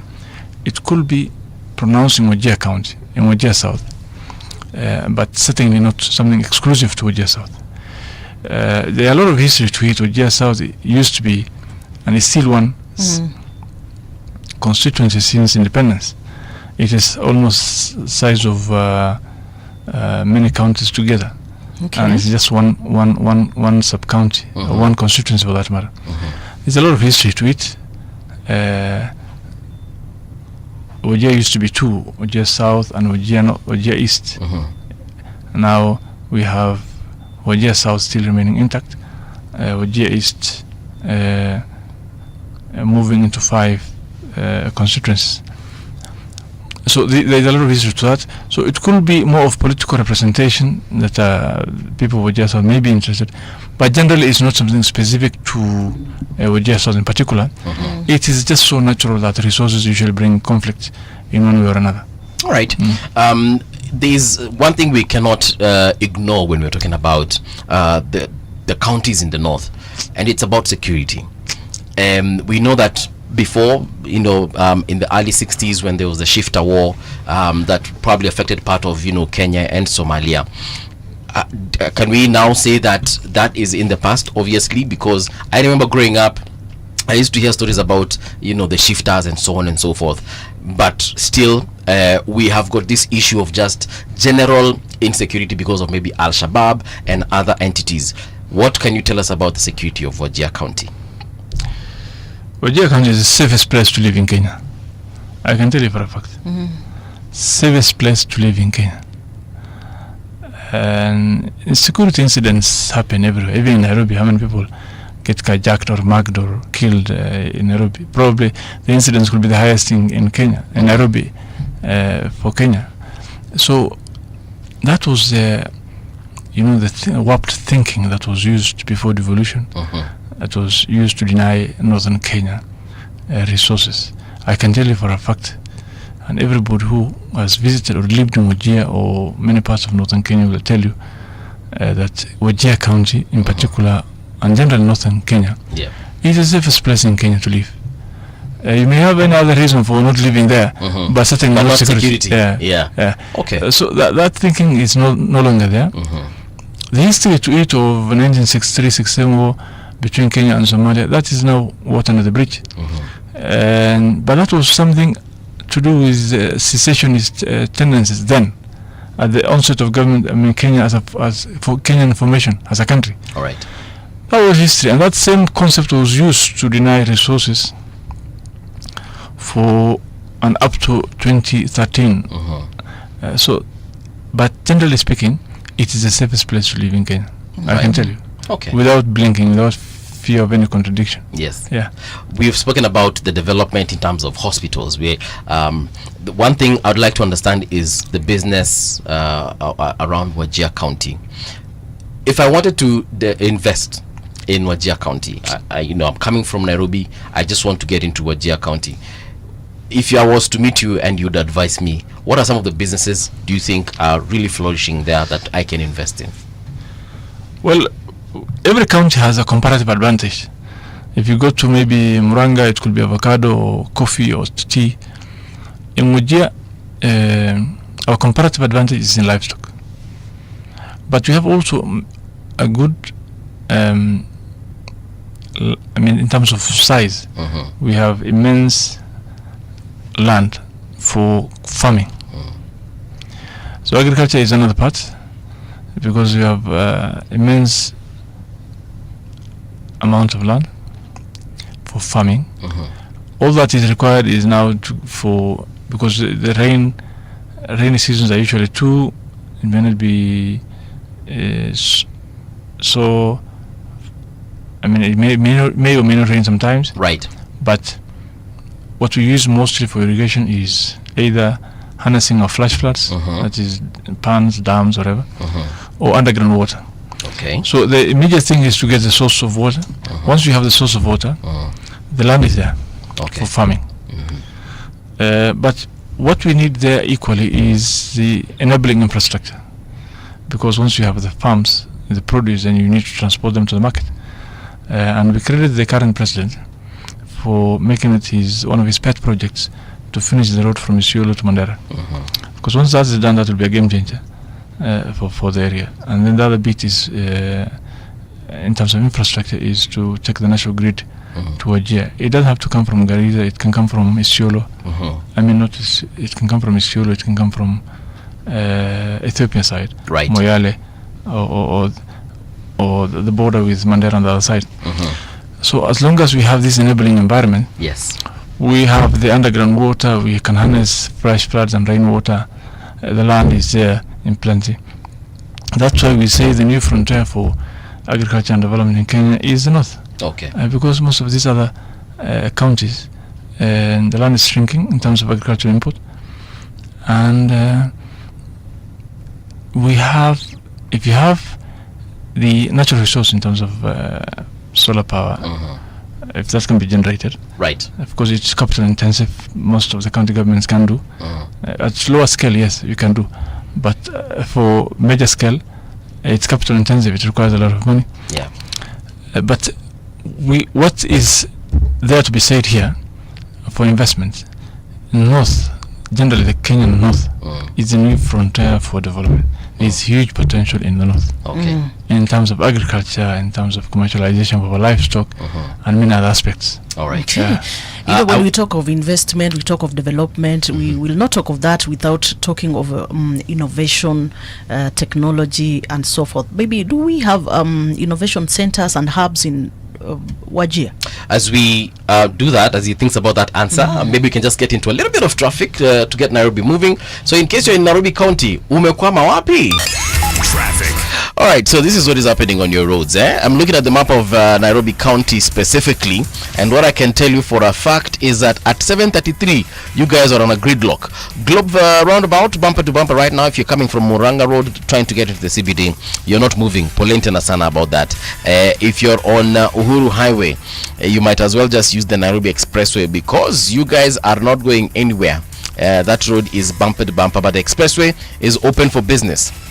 Kenyatta Avenue trying to get onto Uhuru, not Uhuru but Wayaki Way, bumper to bumper right there. Sorry, that is what Kenyatta Avenue trying to get onto this is which road? Kenyatta Avenue, oh yeah, Valley Road, bumper to bumper right there. Haile Selassie Avenue, mnasema huko pia ni kama mko sawa, hamuna complaints zozote, but if you're trying to join Uhuru Highway, things are looking thick for you at that particular juncture. And last but not least, Langata Road, mali mnaenda kupatana pale na T-Mall. A little bit of traffic, but after that everything is okay. Jago Road, I can see a lot of traffic around city roundabout. City Stadium roundabout. Yes, there is a lot of traffic, so you got to know, be prepared. This is Gong Road, yes. Gong Road, area of Prestige. I see there's also a lot of traffic, community through to town. There's a lot of traffic. All the way to Thika Road, Ngara area, there's a lot of traffic all through Globe roundabout. There's a lot of traffic. Then all the way to Mombasa, Lights Kengeleni, things also are not quite okay. There's traffic. Pale Ferry, everything is okay for now. All right, anything on the roads you think we should know, please holler at brother. We'll definitely keep you updated. Traffic on Radio Generation. So we are here with the county, or rather we are here with the Deputy Governor of Wajir County, that is His Excellency Ahmed Mohamed, and we were just talking about how devolution has been helping his county, and specifically just the north in general. And there's a question, Patricia, you were asking about, innovation. Yes. If you could just kindly repeat it so that Mheshimiwa paaweze kukujibu vizuri vilivyo. Well, when we talk of investment, we will not talk of investment. We will not talk of development without innovation. So I'm seeing counties like Mombasa, we have innovation centers. I'm seeing Nairobi, we have a lot of them here, hubs in Nairobi here. So thinking, how do we have some in Wajir? Wajir, the pioneer government of 2013-17 did some ICT hubs across all sub-counties. But that was limited to constructing brick and mortar, that's what I mean. Okay. But keeping them maybe because I think like the first governor is the current governor as well. So I think time had elapsed before you could fully keep all the ICT hubs in all the sub-counties. But we have deliberate efforts to make sure we have ICT hubs in all our sub-counties. We have vocational training centers in most of our sub-counties. I think we have eight in Wajir County today. It's a vocational training centers. We try our best as much as possible, but it's allowing to make sure that we attend to our youth in terms of what they need in terms of ICT and innovations. But again, these are counties which have experienced minimal investment in terms of attending to their basic service deliveries before devolution. So we are still, most of our investment is going into meeting the needs, basic needs of our people in terms of healthcare, in terms of availability of water, and stuff like that. These are basics. But even then, it doesn't mean we are ruling out or omitting ICT hubs and innovations from it's only that now when it comes to prioritization, definitely we'll prioritize other basics like water, health. So this may not be the case in Mombasa, for example, in Nakuru, in Nairobi, in Kisumu. these are counties. I mean, they used to be. These are cities even before devolution. Remember? So what we are struggling with, maybe taken for granted in Mombasa, for example, or in Nairobi, or where, or Kisumu, or somewhere else, because we are dealing with a county as vast as the distance from here to Mombasa. From one edge of Wajir to the other edge, from one edge in Ethiopian border to the other edge is about 450 kilometers. I don't know, the distance is about 450. Yes, from here to Mombasa. Yes. So you're talking about a county that's that big. Okay. Do you get to traverse that entire county? Yes, we have to. Of course, we have staff, or government. County government is a miniature of the national government. Right. So we have from town admins to ward admins to sub-county admins. All these people are there on the ground. Okay. For us. But the point is, and this has to, maybe we need to visualize and try to get that concept from here to Mombasa, one county. And that is the third largest, by the way. It's massive. We still have Marsabit, which is much bigger, and Turkana, which is the biggest county in terms of landmass in Kenya. So some of these counties are dealing with the basics in terms of basic social services. So how is so ICT is one of the major thing. We are trying to see what we can do under the circumstances, budget allowing. But certainly we are dealing with more urgent needs like water and health in our counties. So it's not comparable to Mombasa, Nairobi, Kisumu. Okay. These are areas, counties which were cities before even devolution. So how is the marginalized fund working for you? It's called Equalization Fund. Yeah, the equalization, yes. Equalization Fund, the concept was good initially. The concept was very good, but it has been diluted so much so that the effect may be minimal. Because initially it was 14 counties. Today we're talking about 33 counties which are benefiting from the same. Literally, it's 2/3 of Kenya is benefiting from that. So it has been diluted so much that the intended effect may not be realized pretty soon unless something is done about it. Because a fund which was meant to make sure that those counties that are left behind in terms of development get at par with the rest. Now every other county is coming in. 33 counties, and literally 2/3 of Kenya. So it has been diluted so much that the effect may not be realized to the extent that was initially intended. Okay. It's still there, and the monies don't come as it's not released as much as it is required. The census years we're approaching the census year. I think it was initially 20 years. Yeah. And the census year are almost approaching. I think we lost almost is it 12 or 13 years now gone, and the release were only realized twice. Okay. Once in 2016, 17, and now I think this financial year will be the next one. So, and then they have also increased from 14 counties initially, ASL counties, to now almost 33 counties. So it has been diluted so much such that the effect may not be realized, in my view. This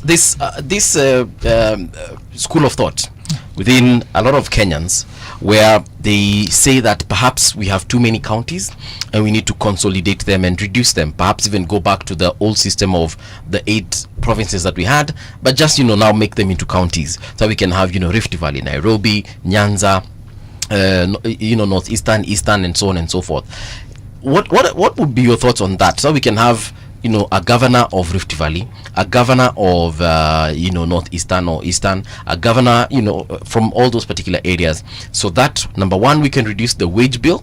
That means we reduce the tax burden on Kenyans, and then we can still get the devolution as it was intended, such that the governor of these particular areas can actually still get to perform the devolved functions that we're talking, like the medical care and education and so on and so forth. I don't know, what do you think about that? Well, there are divergent schools of thought. One says the number is too much, the county governments it's just too much, 47 of them, and others may say we still need more. You remember the others still agitating for Yes. For more counties. Yes. Korea, I don't know where else. It was about 7-8 of them. They even took memoranda last time. Okay. During before the compilation of the NATO report. There were others who wanted. I can remember Korea. Others also there. Even from Wajir County, we had one from Wajir South. Okay. So there are that's too divergent. I mean, one is saying the numbers are too much. The others say no, we need even more counties. So these are devolved functions where counties are devolved units, and we have demarcations of roles between national government and county government. And it may have been. There are good reasons for one to say, okay, let's reduce to maybe a certain number, not necessarily 8. 8 will be probably too small. The debate eventually in Naivasha before this constitution was amalgamated. I mean, before it was eventually agreed upon. It was about 14. Then from 14 it went to 47. Okay. Literally every district in 1992 became a county. Any district that was there in 1992 became a county. Okay. So why do people need counties? Because there are many diverse communities in Kenya. These counties have really taken care of some interests, not every, but of some communities. Okay. There are still some communities who feel. But the positive aspect is that, okay, now people are more engaged, they are participating more in terms of governance, improvement of governance systems, devolved resources, so people can get much more essential services. But every action has a reaction. So there is always positives and negatives to each of what you do. And so counties are good in terms of service delivery, in terms of improving governance, public participation, all this kind of a thing. But on the other part, on the flip side, there are those who feel probably it has increased tribalism, clanism, and balkanization of the country in terms of maybe cocoons here and there. So creating more cocoons will create more problems. Yeah. So these are divergent opinions, and but I will not advocate for the shrinking of the number. It's not a thing I'll want to do. Maybe retain it as it is, 47. But reducing them now will be too political for one. Yeah. It may not be easy for that matter, particularly those who didn't feel the effect of government at grassroots level. Yeah. And I've seen the same effective 2013 may not accept that. So it's a debate that will, for certain, will continue. It will not end anytime soon. Okay. And it will not reduce the tax burden on Kenya, certainly. But we're paying 47 governors. If we can reduce it, like I had suggested, 8 governors, we have saved 39 salaries that will now go back to the people of those same counties. That is a drop in an ocean. Yeah. Democracy is expensive. Okay. Anywhere globally, it's not easy. Public engagement, democracy is generally expensive. Right. The more you engage the public, the more expensive it is. These are structures. All these structures will come with a burden. And by the way, what we are getting as a county government units is what are we getting? The current financial year is 415 billion out of a budget of 4 point something trillion, 4.02 trillion. Well, one is a resource that's going to counties, one is a budget. Of course, that argument is there. But you see, what is it? It's 415 out of 4 trillion, generally speaking. Yes. Theoretically speaking. Okay. Academically speaking. And that is going to now to the grassroots, all the way to every corner, every periphery, every far-flung corner of this county. So counties are doing well, generally speaking. Right. There are challenges, certainly. There were challenges before devolution. There are challenges with counties, and there will be more challenges whichever structure you take. Any form of structure of governance that you take, yes, we will always have some challenges. Okay. I will not advocate for any abolition of any county. It's wrong. Okay. But we can improve on what is. There are teething challenges, because this is the 12th year. I think that we are starting the 13th year now. Right. So with these teething challenges, we expect to improve with time. Improvements will come along the way. but I will not advocate for counties to be abolished. Okay. Or anyone, or the numbers to be reduced. Fair enough. Let's by the way, I will advocate for more resources to go to counties. Yes. Because there are still devolved functions that are not properly and adequately and commensurately funded. Yeah. Let counties be funded well, as per the constitution. Let unbundle functions much more, so that counties can get resourced very well, and we can get delivery of services much better. And as I said from the beginning, Kenya will develop, in my view, faster and transform better, largely because of county governments and not because of the national government. Okay. Yeah. Well, that's fair enough. Well, let's talk about this position of DP, the deputy governor. For the longest time, and the other day we were discussing here about what we feel that these deputy governors are being sidelined most of the times, and it is high time now we go to understand their role, their duties, their responsibilities. What is your view about that? Well, deputy, deputy governor, just as deputy president, is a position where the primary function of that position is to deputize the boss, governor. Yes. the Principal, governor, yeah. the president or the governor at the county level. Much of this tussle between governors and deputy governors emanates from disagreements that can be in one way or another be solved if there was better understanding between the two. And by the way, some of these things resolves to personalities eventually. But the position of being a deputy requires you to deputize your principal, your boss. Yeah.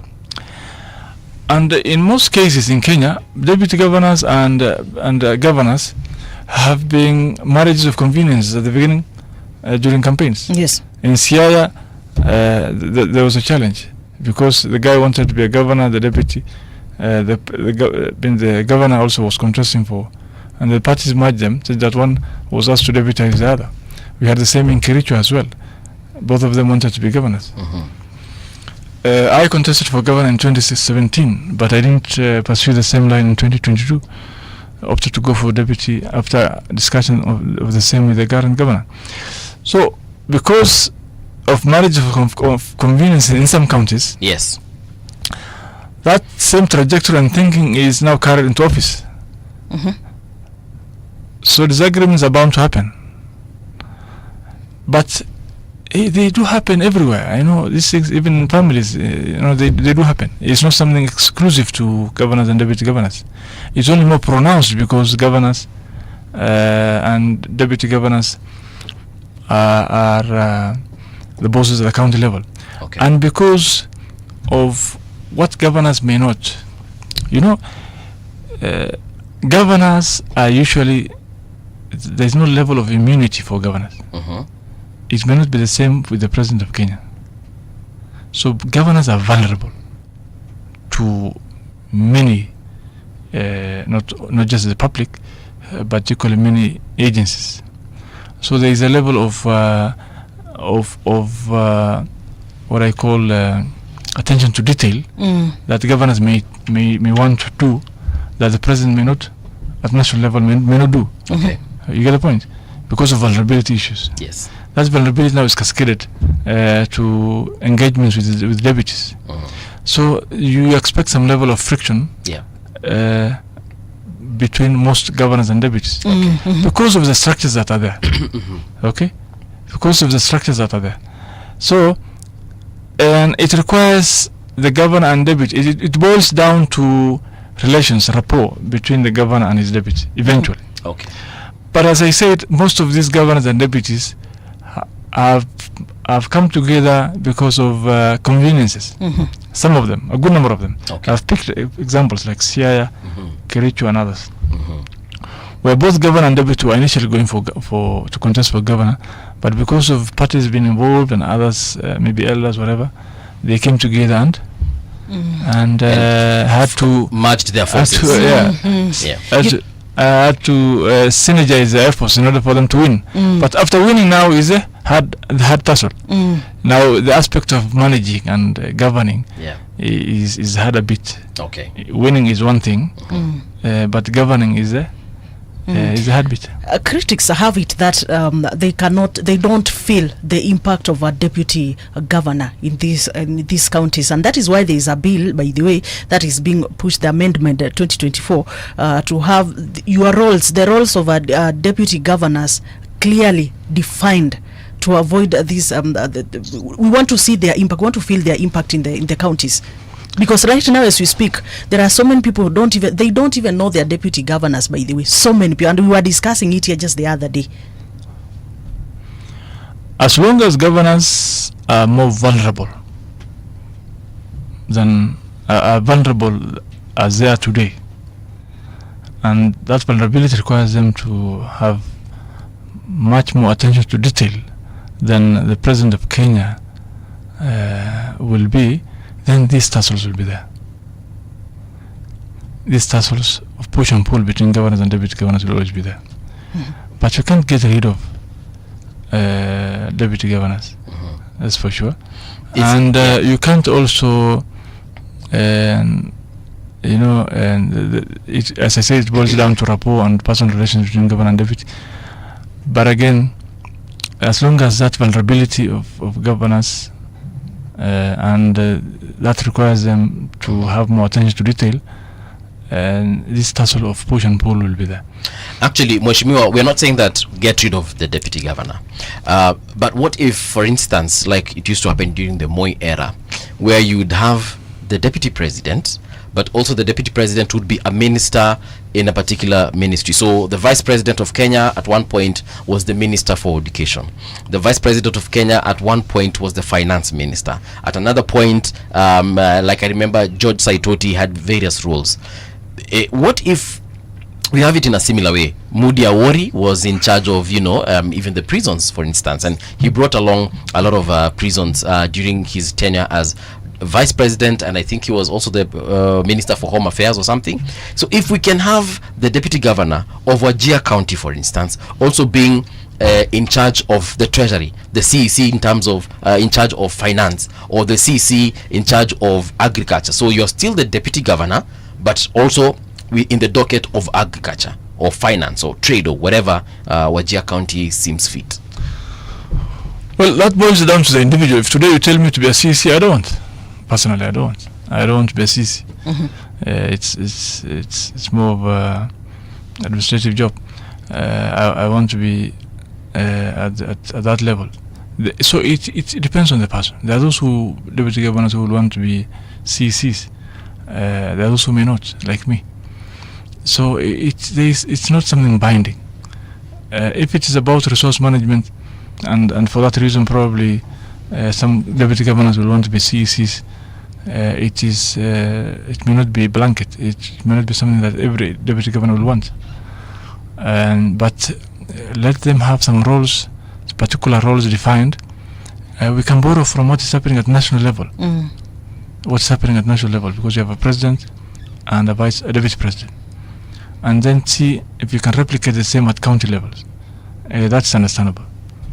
So that some governors may feel that probably they're wasted around and they're underutilized in terms of engaging and governing. So let's learn from what is happening at the national level, because county governments are miniature of the national government in terms of structures. So that is necessary, so that going forward, and to reduce the friction between the governors and deputy governors, we need to learn from what is happening at the national level. But again, we also need to improve and reduce the vulnerabilities of governors. As long as that is there, the same will be cascaded down to deputy governors and below. National government, it may not be the same. You see governors being hounded every other time by ESCC, DCI, every other institution. Yeah, we saw George Natembeya just being picked like any other person from the streets. Yeah, you get the point. And when something goes wrong, usually it's not the CEC that goes they go for, or the chief of staff they go for. Right. They go for governors. That vulnerability is there, and that exposes governors too much. That also creates some fear factor. Well, that's what I'm saying about vulnerability. As long as those things are not addressed very well, to what level is governor answerable? Yeah. If he's answerable to every invoice, every receipt, every final detail. Yeah. But Your Excellency, they say that the buck stops with the governor. Yeah, of course, the buck stops with the president as well at national level. So if the governor appointed me as the CEC, and I am there stealing resources from the county, and the governor hasn't realized that I'm doing it, I mean, it needs to start somewhere. So let's get the governor to tell us what is going on in his county so that he can pinpoint, oh, Mbuvi is in charge of finances. Let's ask Mbuvi what's going on there. Buck stops responsibility. That's why we go for governor and deputy. The buck eventually stops with the governor, okay, at county level, and by extension his deputy. And so is the national government. The buck stops with the president and his deputy by extension. But let's compare the two. Okay. These are two levels of government. We have 48 governments in one. Okay. One at national level and 47 county governments. The governor is the boss at the county level. Okay. Of course, the buck stops with him. Yeah. But let's have some decorum. Let's have some decorum. Okay. Let's engage them. Let us. They're responsible, certainly. Okay. And by extending the deputy. All right. But we need to do it with decorum, decency. All right. So that these people don't feel that they're hounded around. Okay? Let's take a short break. When we return, of course, the conversation continues right here on Radio Generation. Find us at Radio Gen KE. That is across all our social media spaces. But right now, we're jumping into the news with Winnie Maganga. Let us know your thoughts, by the way, on the conversation that we're having across all our social media spaces. That is Radio Generation KE. And you can also find us on YouTube as well. Radio Generation. If you have not been watching us, umewachwa nyuma tena sana. Radio Generation, the sound is fine. Pump it up, turn it high all the time. Let the music move you, let's sway. Radio G's got your jam all day. Radio Generation, the home of urban soul.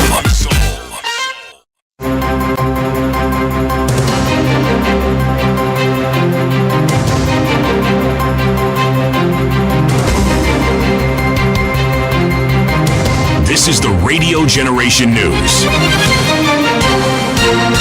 Good morning, I'm Winnie Maganga. Police have arrested 8 suspects in connection to the theft of more than 7,000 bags of fertilizers in Maua, Meru County during protests last week. The suspects are said to have broken into the National Cereals and Produce Board depot in Maua, looted and vandalized property during the demos. Police say part of the stolen fertilizers have been recovered and several vehicles believed to have been used in ferrying the loot, including motorbikes and probox cars, have been impounded. DCIO Maua, Alex Wasike, confirmed that investigations are ongoing and more arrests are expected. So far, we have ascertained that approximately 7,000 bags of fertilizer were stolen, and around rice was 34 bags, 34 bales were stolen. As of now, we have managed to arrest 8 people. They were 9, but 8 specifically for the arrest of those involved or found in the looting or vandalism of the incident.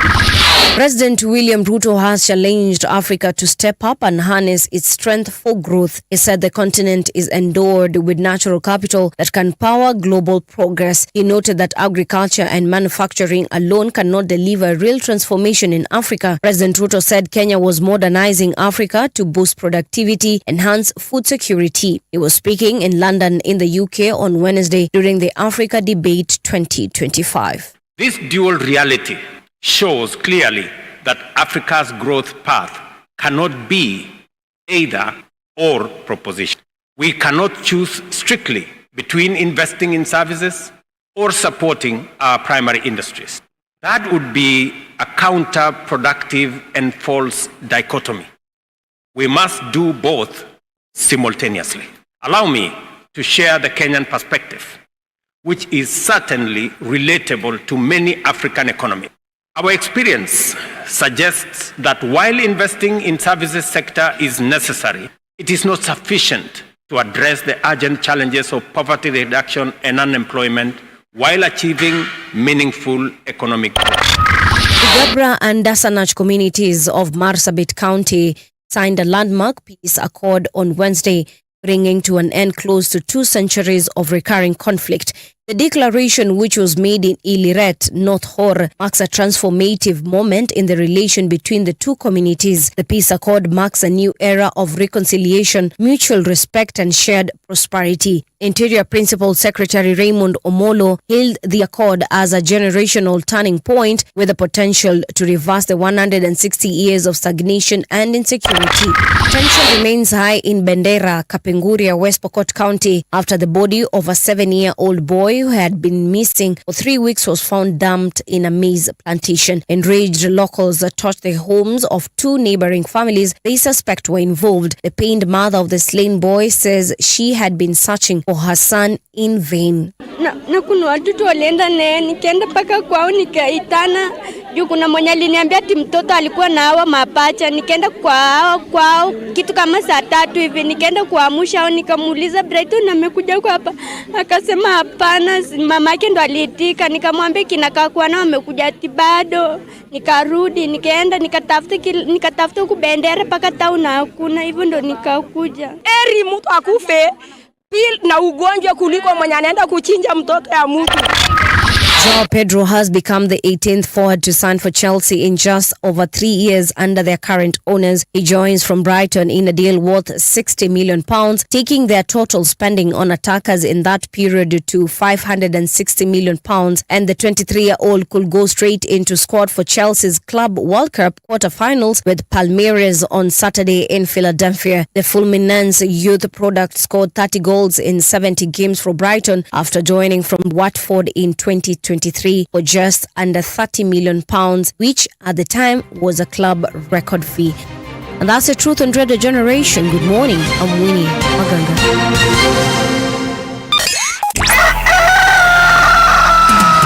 In the beginning, there was morning radio. But now there is Radio Generations, the people's breakfast. Curious and bold, getting facts from the shadows. That's what it is. Now, as the city wakes and secrets stir, a bright new voice shines. The people's breakfast. Your morning, your voice, your journey. Good morning. Good morning, my neighbor. Welcome to the home of hard truths and bold insights. Radio Generation.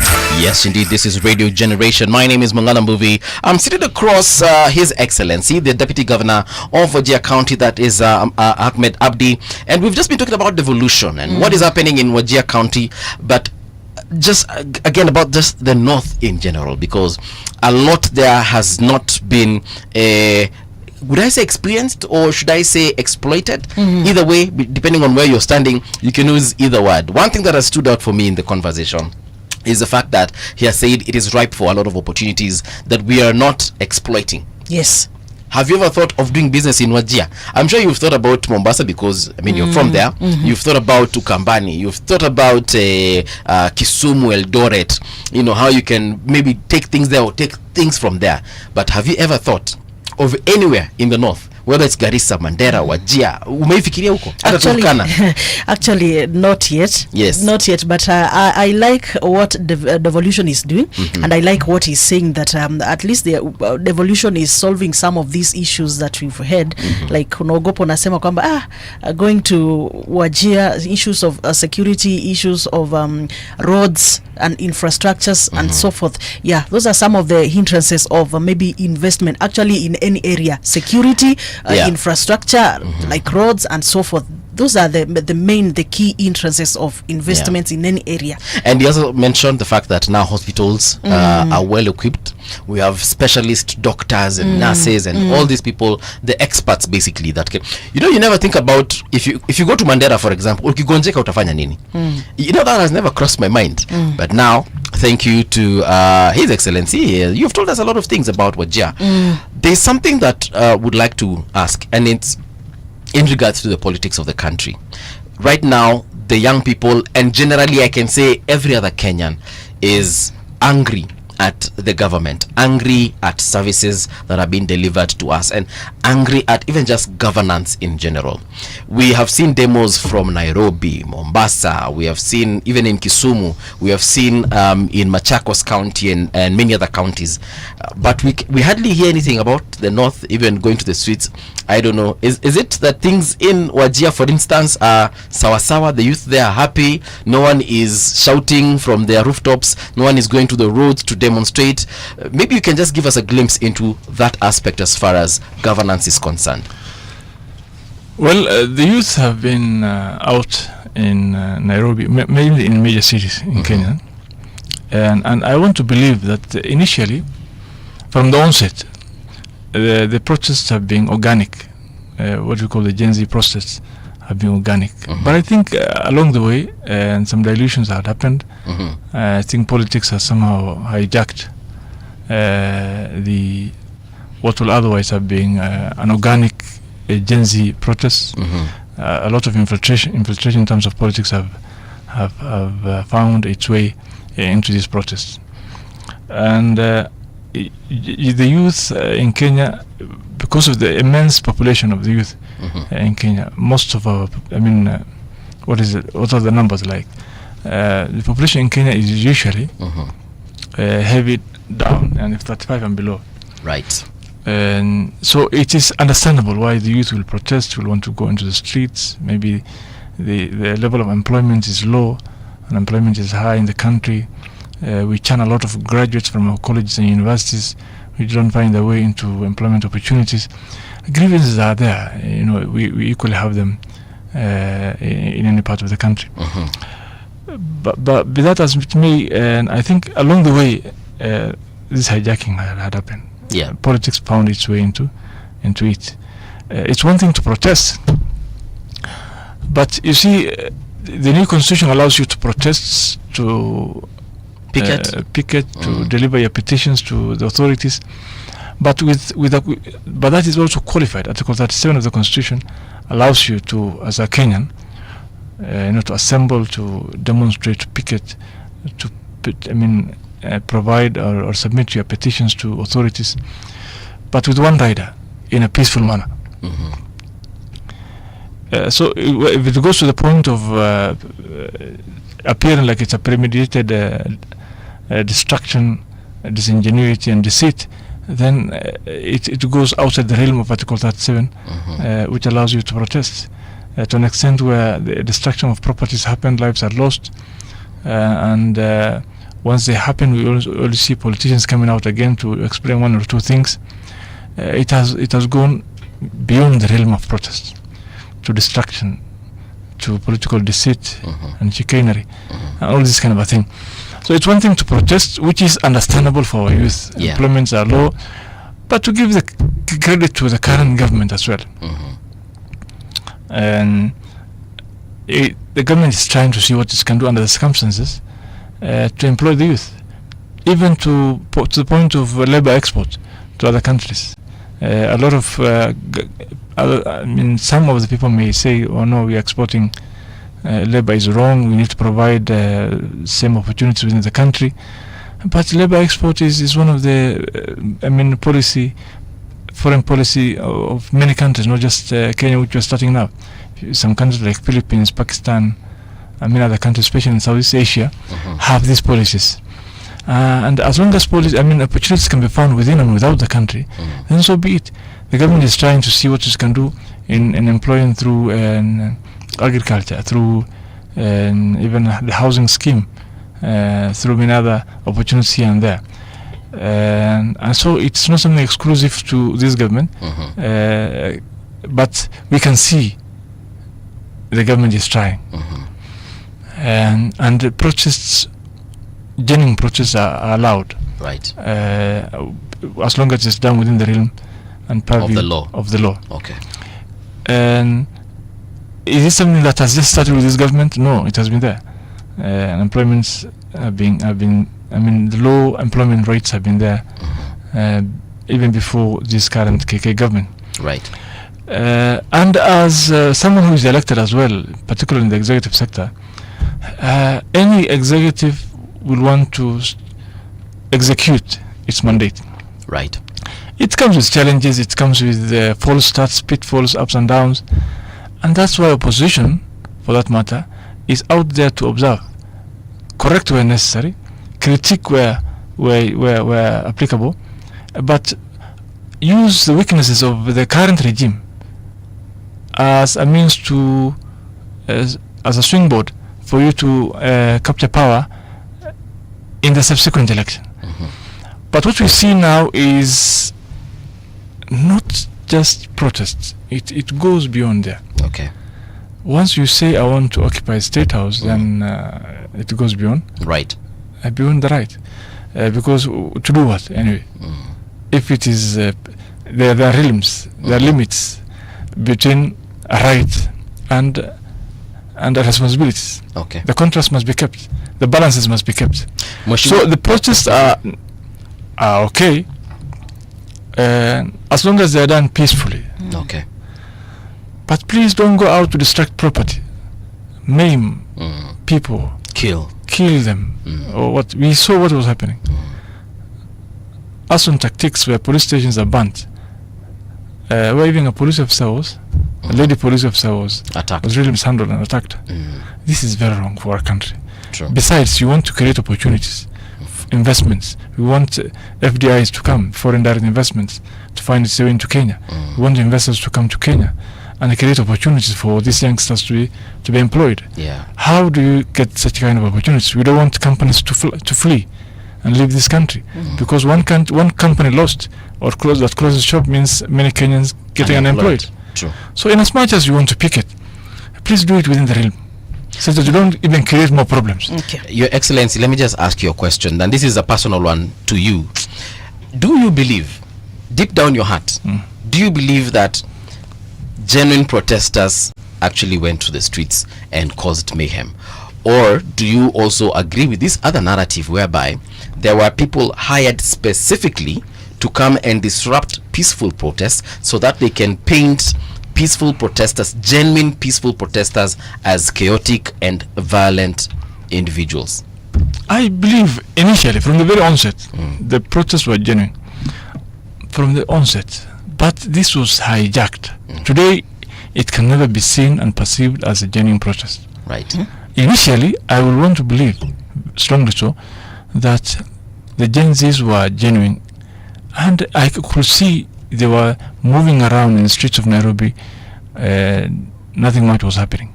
Eventually, if you remember the first protest, the first one. Are we talking about the one last year? No, yeah, the one last year. Okay. Yeah. I think it was June last year. Yes, it was. Yes. Initially, up and until 3 or around 4 p.m., the protests were going peacefully within the streets of Nairobi. But after 4 is when others came in now, then the mayhem started. The rogue destruction elements. started. Yeah. It started. Okay. So there could be others who are using this opportunity as a springboard to find their means to power, as a means to power, to either power or for experience reasons. Okay, so that's fair. Now where it is now, right, it is no longer seen as, from my view, yes, from my end, it's no longer seen as peaceful protests. Yes, it is being hijacked, and there are other elements that have come in for their own experience purposes.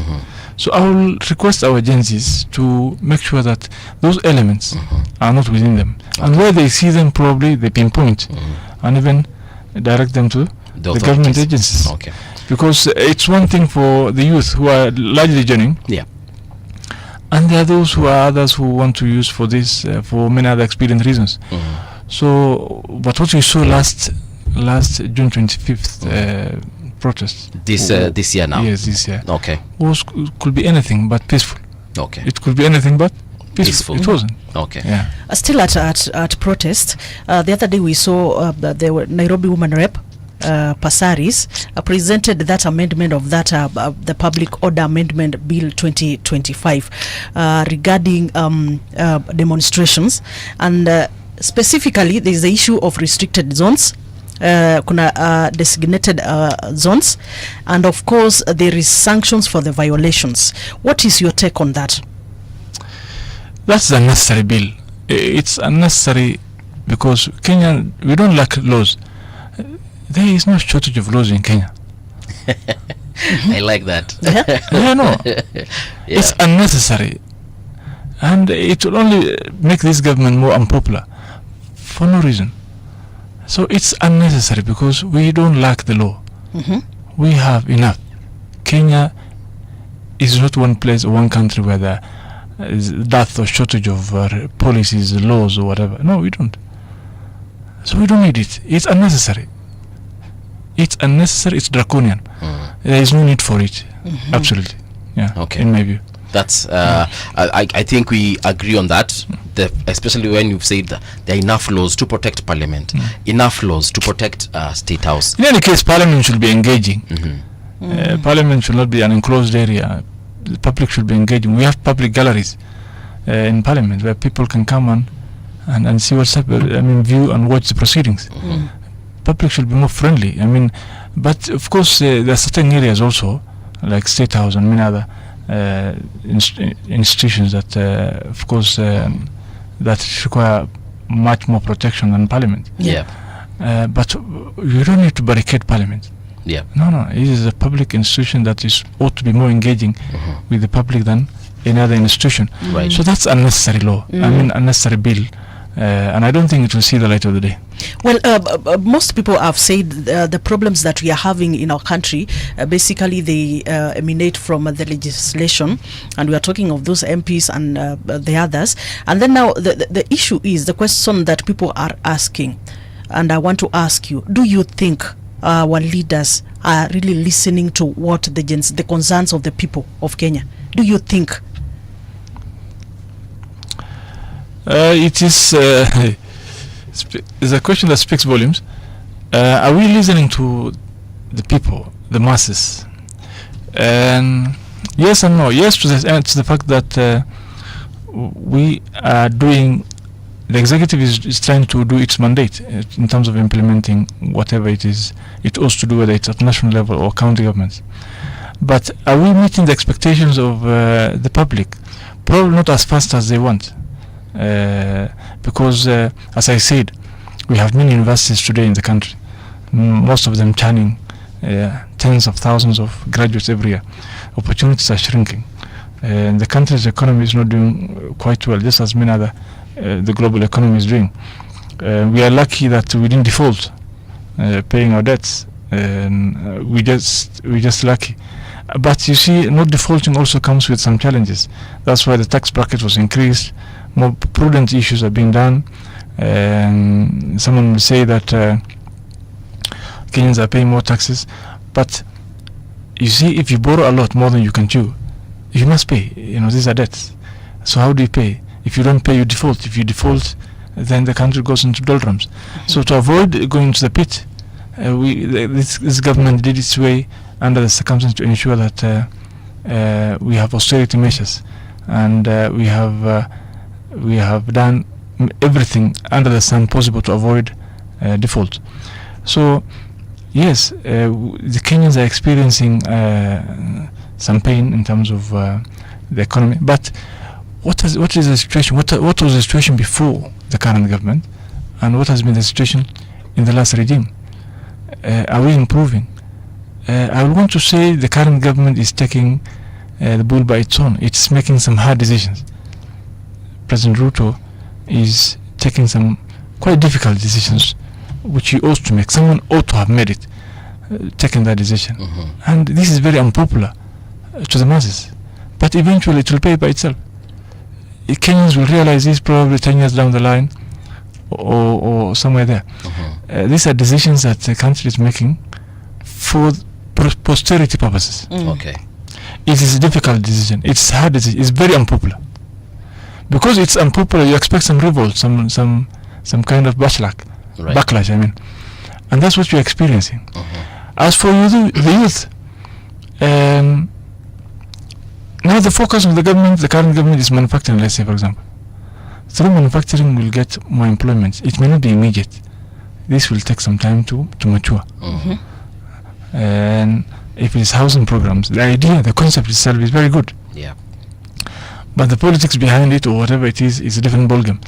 But the concept of housing itself is good. But how it's being done, is it necessary for us to be taxed? Those who are salaried to be taxed, especially at a certain level, or 2.7%, and this is going to courts every time, back and forth. The concept is good. So I want to give President Ruto the benefit of doubt. He is making some quite difficult decisions. All right. Difficult decisions, hard decisions. Someone ought to have made it. And I want to believe he won't make the hard decisions the first 3 years and probably move back to soft landing the fourth and fifth year, because in any case he wants re-election. But I don't think these decisions are being made for posterity reasons. So because we have to tighten our belts, we expect some backlash, and this is what we're experiencing. But are we meeting the needs of the country? Certainly not. But it's not a walk in a park, and it's not a game of one day. Rome wasn't built in a day. Are we making some progress? Yes, we are making some progress in terms of our economy. It may not be felt immediately, but I will want to. Some of the things that can improve more engagement of the youth is proper funding of county governments, better relations between the two levels of government, so that most of these functions can be unbundled. A lot of these monies, resources can get back to the counties, so that the counties now can engage the youth much more in terms of youth opportunities. The best tool to use here are the counties. The best structure to use are the county governments.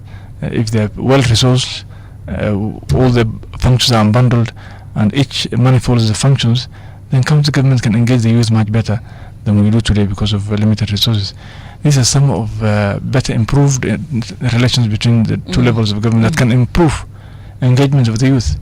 Is the government making some right decisions? Of course, some of them may not be correct, some of them may not be right, but some are hard decisions that the government ought to make now for posterity reasons. Well, the reason why I ask that question is that because Kenyans feel like the leaders are not listening to them. In that, for example, just the other day we have reports from the control of budget pointing out areas where they feel like these are like they are budgeted corruption. You get misuse of public property, and this is also trickling down even to the county levels, whereby we are having MCS, we are having those leaders down there also planning and allocating big chunks of money for just traveling, travels that are not really benefiting the counties.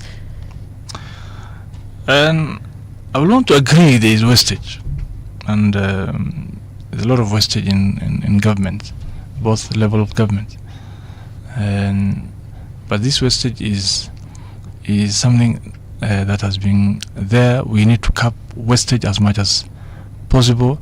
That's why it's necessary for the public to come out and say where they feel their money ought to go to. That's why we have public participation as a key function, as a key requirement for resource allocations and executions. And so the fact that this feedback is coming from the public is very good, that they don't want people to travel much, they don't want people to spend much on this, but they want it to be spent on this. It's quite good. It's one of the positives of the current constitution, that where the public participation is a key component of governance in Kenya. So one section of the this is what I'm saying, is feedback is necessary, and public engagement is very key in executing our mandate as executives in Kenya, whether it is national or county government.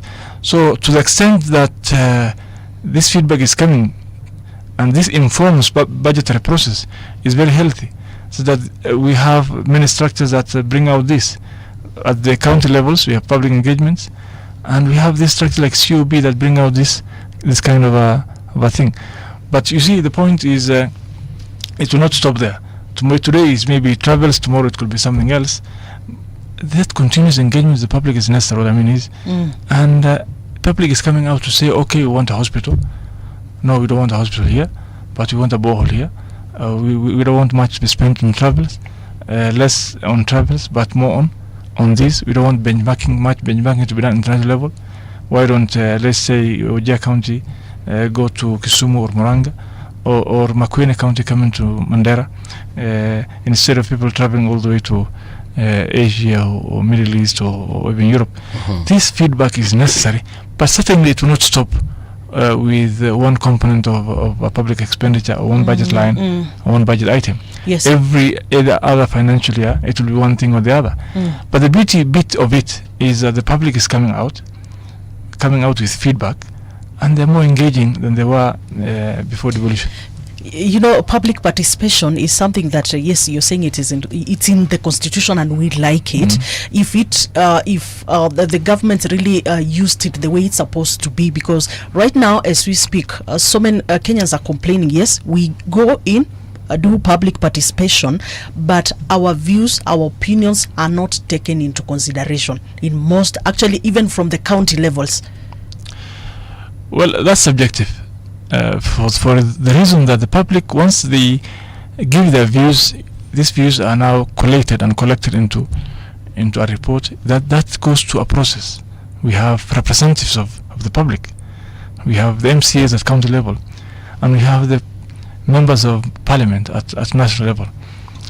So now those members of parliament vote in one way or another, or county assembly members vote in one way or the other. If the public participation component is not carried in those reports, then there is an opportunity for the members to reject that budget. You get the point? So there is the public at public level, at individual level. Then there are representatives and representation at either the assemblies of parliament. So this is a democratic process. So sometimes the majority have their way, and the minority will definitely have their say. It doesn't mean we can carry everybody on board with its opinion, personal opinion. Otherwise, it will be too engaging. It will be protracted process. That's why we have representatives, and as long as the majority have their way, so be it. That's a democratic process. But certainly, the beauty is, as I said again, public engagements is there to improve our processes going forward. There's a question I want to go back to, and it's still on the national government, and you've rightly said that the president is taking a very unpopular road, a very unpopular route, and we expect obviously there's going to be lots of resistance, and that makes a lot of sense. But we can go back to as far back as President Kibaki. In 2002, when he was elected, we gave him time, and we gave him a lot of time, and he did with that time the best that he could. We never saw demonstrations. No one went to the streets. President Uhuru also came into power and did what he had to do, and I think the only demonstrations we had were because Raila, always went to court and said he didn't like the outcome of the elections. That was the only problem we had as far as that. I mean, that's the only time Kenyans went to the streets and demonstrated. Now, coming to President Ruto, of course we expect, because the world has changed. A lot is going on globally. We understand the entire world is actually broke. We're going through a recession and so on and so forth.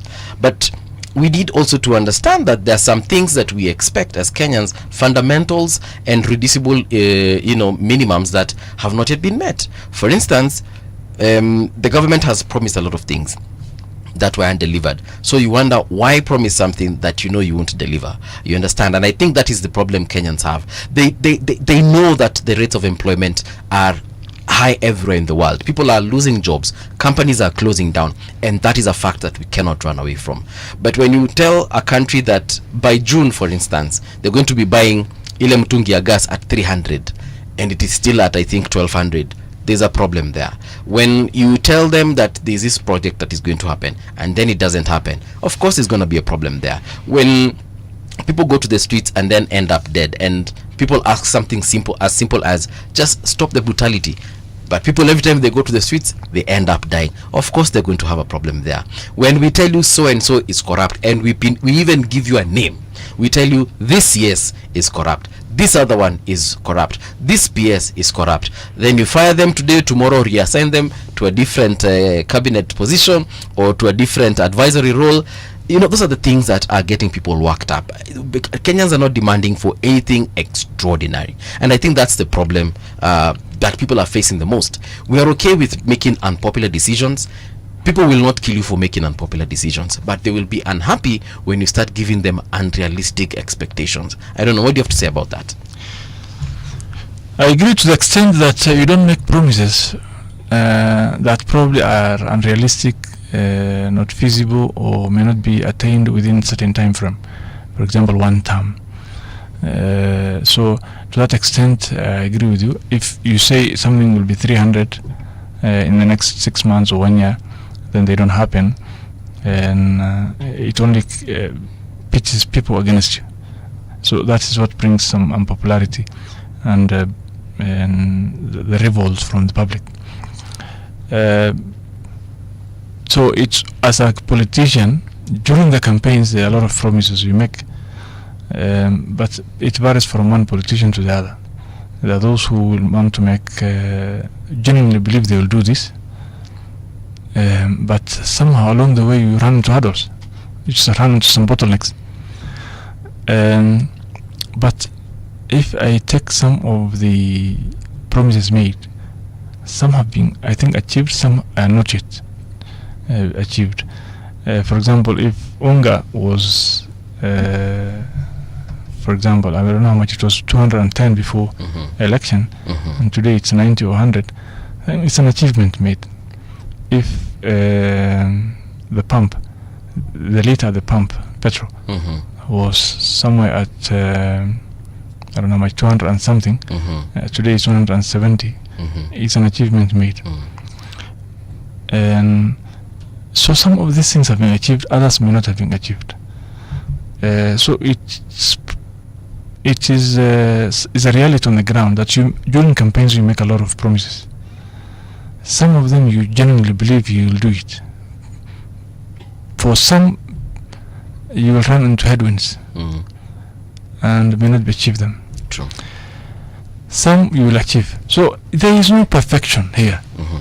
There is no perfection. No government is perfect, and no leader will achieve not even anywhere close to what he wants. I mean, 100% of what he wants. True. Some may achieve as much as probably a good number of what the wish list, laundry list of what they initially achieved. Every leader will have a manifesto. But I can tell you for a fact, yes, campaigns is one thing, governance is a different ballgame. The hard task is governance. Okay, it's like a couple. During courtship, it's much easy. Everything is rosy, but once marriage happens and you go to form a family, then the real life begins. True. So is governance. Campaign is one thing, like courtship, and governance is like managing the family now. Of course, at a different scale. So, and if you overpromised, this is what happens. If you overpromised, you will definitely run into more headwinds than someone who promised less and probably performed even 50% of what he promised. If you promised 100 and you achieved, let's say, 40, of course, in the public eye, you'll be a failure. But if you promised 30 and you achieve 15, you will be still much less than the guy who performed 40. But you're hated less. You get the point? It's true. So it's about managing your promises, your campaign slogans, campaign promises, and achievements later. But certainly, some will definitely be achieved. Others may not be achieved either because of budgets, because of political headwinds. But what will happen now is not just. I don't think it's just execution of mandate. We see a lot of politics in play. Okay. 2027 politics coming to the fore much faster than it used to happen. I want us to do the traffic for a second. Then when we return from that traffic, advice for President Ruto, because I am sure you talk to him, but I want you to do it publicly on Radio Generation. But if you're on the streets of Nairobi, this is what is happening. Traffic. I'm looking at the road from Mulolongo all the way into, actually all the way, I'm now driving, I'm at Bellevue, no wait, I'm at City Cabanas, there's no traffic, a little bit of traffic as you're approaching Isuzu East Africa, that is GM, but that's when you're heading to Mulolongo. But as you're heading towards CBD, Muko tu sawa, nothing to complain about. Nimona Southern Bypass, nothing to complain about, but there's a bit of traffic on Likoni Road, sorry, hapo kuna traffic tu kidogo, but because that road is being constructed there, so it's understandable. Next Gen Mall, a little bit of traffic there, but everything else opens up. And as you're getting into the CBD, Bunyala Road, nini hamuna stress, lakini ngoja kidogo, Bunyala Road, Douglas Wakihuri Road, huko mko na shida. So that is Douglas ikienda kushikana na Bunyala Road, hapo bumper to bumper on both sides of the road. But after that, you guys are safely getting into the CBD. Nothing to complain on that particular front. University Way roundabout rather, sehemu za University of Nairobi, huko mna complain mbaya tena sana. Hari Tuku Road also bumper to bumper at this particular hour. Basically most of the roads are quite okay, clear, except just at the roundabouts and even as at your entry to town. Even in Mombasa, I'm told that everything is quite okay. No one is complaining? Yes. Okay, that's some good news. Traffic on Radio Generation.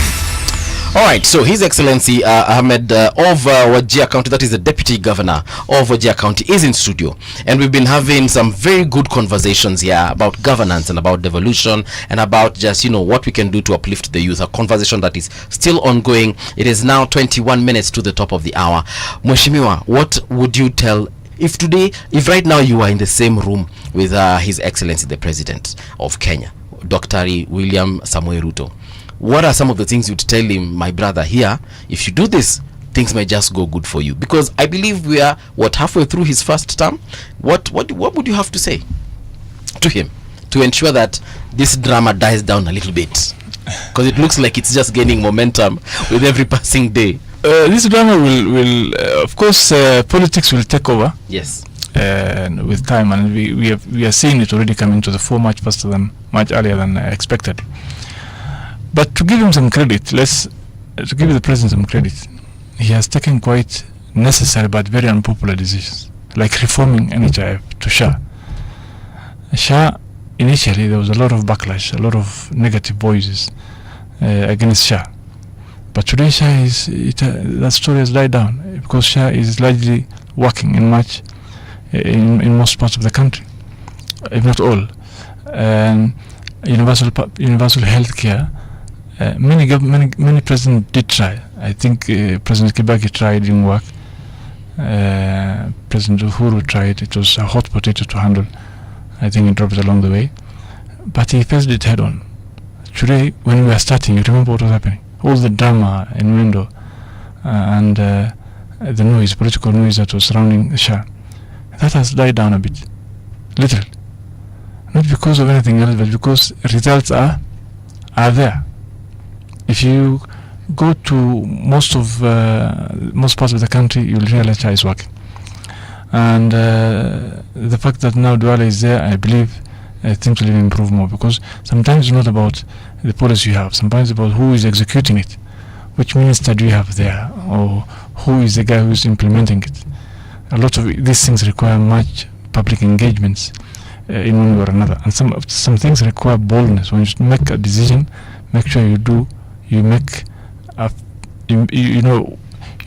collect information and make an informed decision. But once you have made it, make sure you are there at the front line to implement.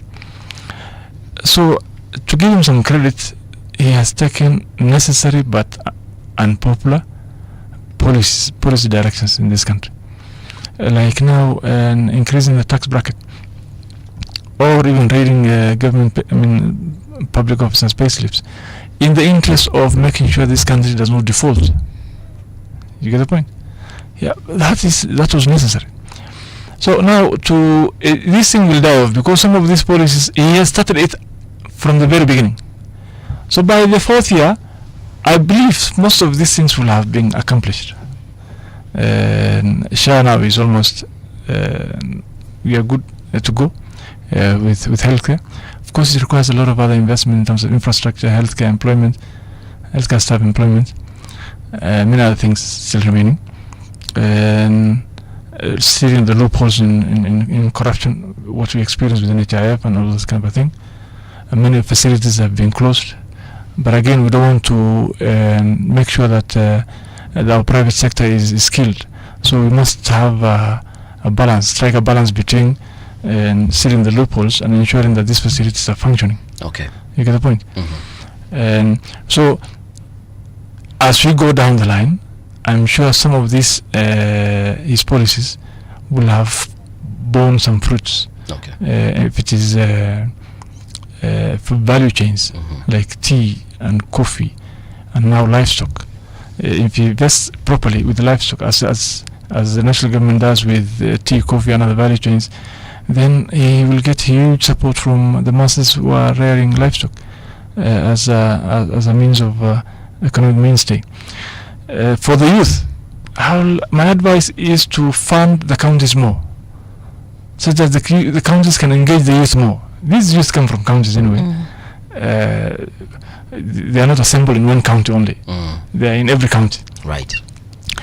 They may be more pronounced in Nairobi, Mombasa, most of these cities, Kisumu, but they are in every county. So for them to be engaged much more, we need counties to be resourced better, so that some of these budgets can be allocated to youth in terms of their economic empowerments. We can engage our women, we can engage our elders and every other person in the country, so that the youth, once the economic bit of it, they're engaged properly in terms of the economic empowerment, then this noise will subside down. Okay. What will not subside though is the politics, because politics is there for me to convince you that I'm the better candidate. Right. I will try to appeal to your emotions in one way or another for me to, for that to springboard me to power. That will not subside for sure. And we can't compare Kibaki or Uhuru with this regime. We had a duo that came together, a president and his deputy. Along the way, they found disfavor and wanted to be dropped, wanted to go. The deputy had to be impeached. Right. And because of that, it's politics. You always see him attacking the regime of the day. That will not subside. What will not subside is a noise, a political noise. Okay. What we need to engage the youth more positively through economic empowerment, but that can largely be done through county governments if they are resourced better. Let's unbundle more functions. Let's let money follow functions, and let the executive at the county levels engage the youth more when they have better resource. All right. Okay, Mheshimiwa, back to your county. There's this disease called Kala Azar. Yes, Kala Azar. What is the current situation right now? Because so far we know it has claimed more than 9 lives and infected over 500 since last year September. Kala Azar is an endemic disease in Wajir County, and it has been pandemic from November last year in Wajir. But there were some deaths, and there were the case list was about going to hundreds of people who have been treated in our health facilities. And this is what I'm saying. If Kala Azar, which is endemic in Wajir County, if it was not for county governments with no health facilities on the peripheries in the county, then probably the situation might have been worse. We credit the county governments for providing these healthcare services. It's unfortunate we lost many lives. One is too many. But again, we managed to contain the level of spread. Today, it's much better than it was. We have not heard of deaths for the last, I think, few months. And the numbers have been shrinking in our hospitals today, as we speak. Of course, we got some of our partners also came in. The national government was also involved in one way or another by providing some of the basics. And we also had other partners who were involved. So this endemic diseases usually sprout once in a while, but the fact is that we give credit to county governments and of course the national government as well in trying to manage some of these problems when they sprout up and happen. occasionally some of these diseases come up. Sometimes it is Karaza, it could be something else in another county. Yeah. But it's a fact that county government today have prioritized healthcare in every county. Okay. We had, if you look at the numbers, I may not have them now. If you look at the numbers have exponentially grown, whether it is healthcare staff or healthcare facilities or even mobile services. The numbers have grown exponentially high in trying to engage and reduce mobility rates in every county. So for Wajir, this was a case. It started in November, but much contained now, and we have not experienced death for the last 3 months. Okay. Is there a message maybe to the residents there on how maybe they can control all themselves, they can prevent more spread of the disease? Not any disease, not particularly not disease, but every disease. We encourage the public to improve the health-seeking behavior. Okay. Because some of these children who died came to the hospitals at the tail end of their life. Okay. So, probably at the tail end of the life, nothing much could be done. So we want the public generally in Kenya, wherever they are, whether in Wajir or elsewhere, to improve the health-seeking behavior. Visits, even you who are here, make sure that you have registered with SHA, at least bare minimum. If you can get another insurance, it's better. And then go for checkups every other time. It's important. It's very important. You don't have to be sick for you to go to hospital. Health-seeking behavior says that ordinarily at least once in a year. Yeah. Particularly if you reach a certain age, 40 and above, and you must improve your health-seeking behavior. Ordinary checkups. Someone goes checkups, then you could never know. And then a disease could be arrested at its at its rudimentary stage. So if you improve that health-seeking behavior, then we are likely to improve the healthcare, generally healthcare in Kenya and Wajir in particular, but generally for the country as well. Okay. Yeah, fair enough. As we were starting, we talked about Wajir Airport. Yeah, and I have a question here from one of the listeners who is asking, why is it that the facility right now remains under full military control, yet it was supposed to be a civilian facility? And of course, their feeling is that this is hindering, is one of the reasons why it is hindering commercial, the function of the airport in terms of commercial and business.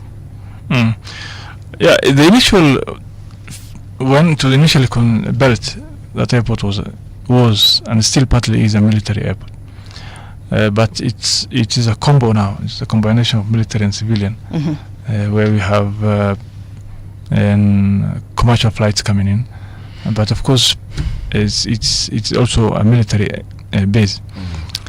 But we requested from because airports it's a mandate within the national government. We requested a commercial wing to be created. During the last visit of the President in Wajir County, that was one of the asks we as the leadership of Wajir County had, to have a commercial wing created. As of now, we use the same entry and exit, both for public and military. This is work in progress. It's one of the asks we have already submitted to the national government. It doesn't fall within our mandate. It's also capital intensive, even if it fell within our mandate. So I think it is something that can be realized pretty soon, inshallah. But it's one of the asks, and it is something in the pipeline. We just hope that it can come faster than many of our customers, many of our people in Wajir County want. That airport is also partly used by people of Mandera, because those of Mandera South usually use our airport, Wajir Airport. For travels. So it's not just for Wajir, it's an international airport. There are many flights that come from outside the country that pass through Wajir County. So it is a genuine concern, but it's one of the asks We have already submitted to the national government. Yeah. And we hope it will be done pretty soon. All right. I want us to, pay the bills for a second. When we return, I have one question that is on the papers, and I'm sure you're very vocal about it, by the way, and I'm sure you have an answer for us. So let's take that short commercial break. When we return, of course, the conversation continues. This is Radio Generation. Tuzungumze kwa hekima na heshima, tutulize nafsi, tupeane busara, tuwe na mazungumzo ya kujenga, tuelewane mimi na wewe, tusipoziba ufa tutajenga ukuta.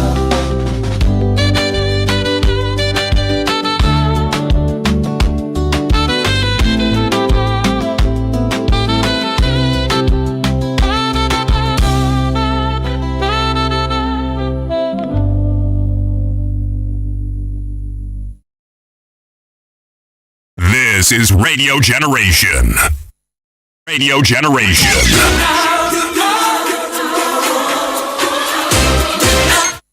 All right, of course, the conversation continues right here on Radio Generation. My name is Mungala Mbuvi, and this is Patricia as well. We are with His Excellency Ahmed of Wajir County. He's the Deputy Governor. There's the conversation has been, mpaka imefika mahali nika realize I know so much about, Wajir County, but most importantly, I know so much about the politics of this country just by listening to the DG. There's a question you had in regards to Wajir County. Yeah, there are concerns about the issue of floods and even water, of course, water shortage in Wajir. And now the question is, what plans are there to ensure that there is a proper water harvesting, and also to ensure that there is no a shortage of water, and also to curb the issue of flooding in the county? Okay. Water is a basic need, particularly, what we take for granted in Nairobi or many other cities is not the case in many parts of the country. So, of course, as I said, we have about 400 bores in Wajir County today. We have done many pans. Every other financial year there are some, either new pans done or desilting of other pans, of previous pans. So flash floods do happen. When they happen, what you need to harness flash floods are dams. Yes. Dams are expensive. These are capital intensive projects, as I said. And this is why we need to harmonize the structures in Kenya. There is a lot of duplication between national and county governments. While water is a devolved function, we still have structures in national government that are not harmonized with the realities of the new constitution. Because there's a lot of now this money is going to one of these water bodies and all this kind of a thing. If this harmonization was done much faster than probably they're happening, then we'll get more resources to county governments, and then we can build those dams. But the dam is not a small thing. It's a structure that requires a lot of funds, a lot of money. It's capital intensive. What we do at counties are usually pans, and pans cannot handle flash floods. We need this water, by the way. Okay. Not just for human consumption, but for irrigation as well. Remember, the national government promised some of the promises, as you said, that we'll have at least one dam in every county. There were promises of 100 dams to be done.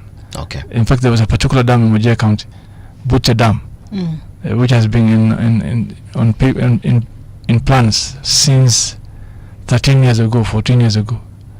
So if you can do a big dam, a dam in Butcher, costed at about 16 billion. 16 billion is twice what we get from as equitable share, almost twice. Okay. You get the point? So this is what I mean is dams are quite expensive. They can only be done through either PPPs or through other engagements, or because the national government has deeper pockets than we do. While water is a devolved function, but there's still some of these functions, some of these infrastructures cannot be done by the county government as they are today. All right. Because our water budget is very small.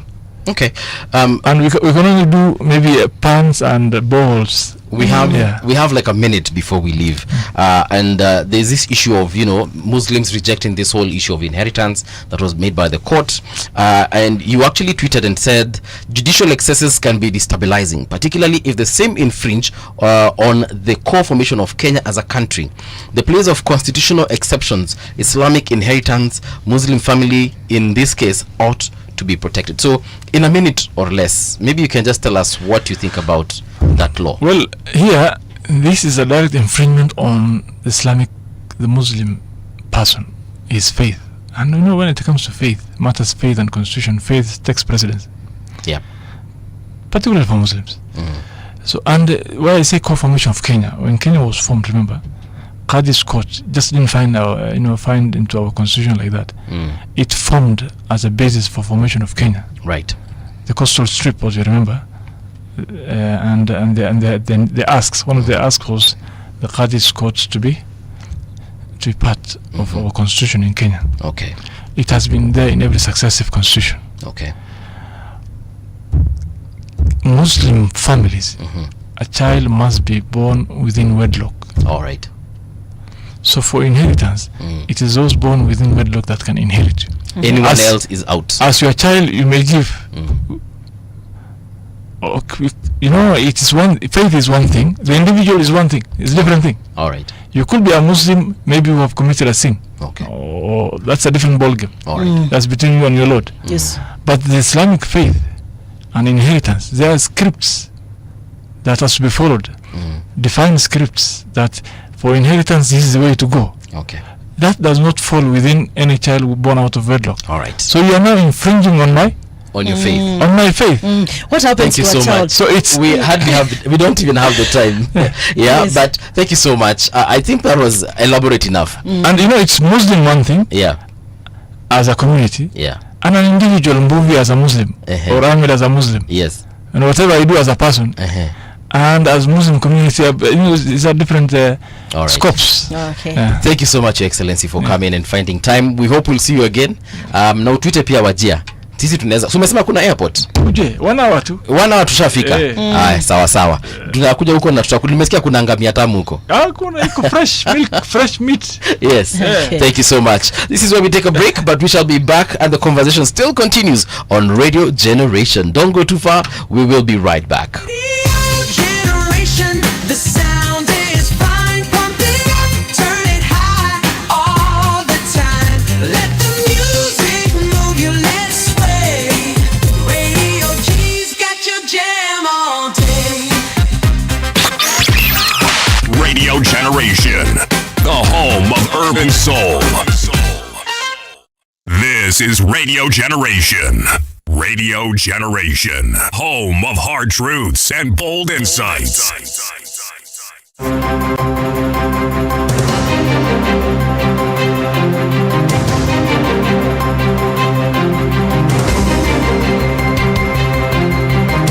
This is the Radio Generation News. Good morning, I'm Winnie Maganga. Family and friends of Boniface Mwangi Karaoke, the hawker who died after police confrontation in Nairobi's CBD, gathered for a prayer meeting on Wednesday in Githunguri village, Kangema, Murang'a County. President William Ruto donated 1 million Kenya shillings to support the family's burial plans as pressure mounts on the authorities to charge the police officers linked to Mwangi's death. The president's donation was delivered by Murang'a MP Betty Maina, who joined her colleagues Peter Kihungi of Kangema and Mary Wamaua of Maragwa in mourning the deceased. Mimi ningetaka niwaeke wazazi wangu vizuri, nianze kuwajengea waweze kuishi maisha mazuri. Sasa hiyo kitu venye nilisikia tu ameaga, nilistuka sana juu niliona tu ndoto zake akuweza kuzitimiza. The officer who shot Boniface was not under any threat. He just decided to pull the trigger and end the life of an innocent Kenyan. We are very much against it. We condemn, and we are requesting the police service, and we are requesting our courts to ensure that justice has been served. The court has granted bail to 3 activists who were detained over allegations of planning acts of violence and property destruction during the 25th June 2025 protest. The three John Mulingwa Nzao alias Garang, Mark Amiani alias Generali, Francis Mutunga Mwangi alias Chabukati were arrested by DCI officers on June 27th near the Konza City area. They were accused of allegedly coordinating social media channels and posts that incited violence, widespread destruction of property and theft during demonstrations. The Kibera court granted each of the suspects a cash bail of 200,000 Kenya shillings. The magistrate has found that there were no, extraneous circumstances that would lead to them being held pending investigation. The magistrate has also found that those allegations that they were fleeing from the jurisdiction are not true, they are baseless. And I believe that our people are behind us.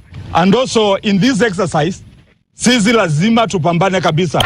Those responsible for my son's death will always remain troubled. These are the words of Meshach Ojwang, the father of slain teacher and blogger Albert Ojwang, who was killed in police custody last month. Speaking during a requiem mass at Rejoice in Nairobi on Tuesday, Meshach said that his son's blood was innocently spilled, while those behind his demise remain unpunished. Meshach drew reference from the story of Cain and Abel in the Bible, saying that Cain was always haunted for killing his brother. Basi wajue kwamba watabaki na heshima, watabaki na utajiri na sifa za aina yote, lakini hawatakuwa na amani katika maisha yao. Because it's unfortunate that Albert has gone and so we do not have his side of the story. We only know that he was being arrested for certain allegations, but he didn't live to explain to us whether they were true. Ojwang's other relatives expressed the grief of losing a key pillar of the family. To see anybody or any parent, any wife, any son, any daughter going through whatever we are going through. His last words were, "I love you, see you soon." So seeing him soon here or even in the mortuary has really broke me. Sasa nimeshangaa vile polisi walimchukua, wangemuuliza hata uko na watoto wangapi kwanza. The Gagra and Dasanach communities of Marsabit County signed a landmark peace accord on Wednesday, bringing to an end close to 2 centuries of recurring conflict.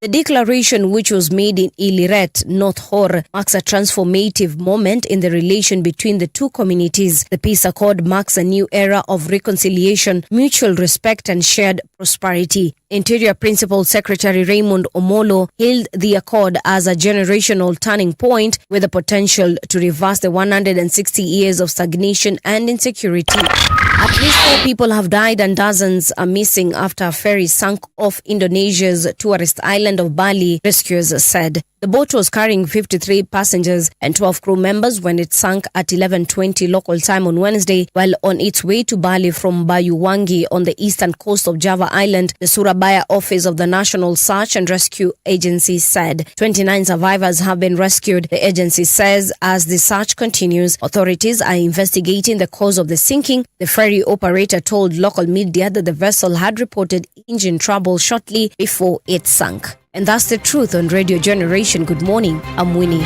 Magana.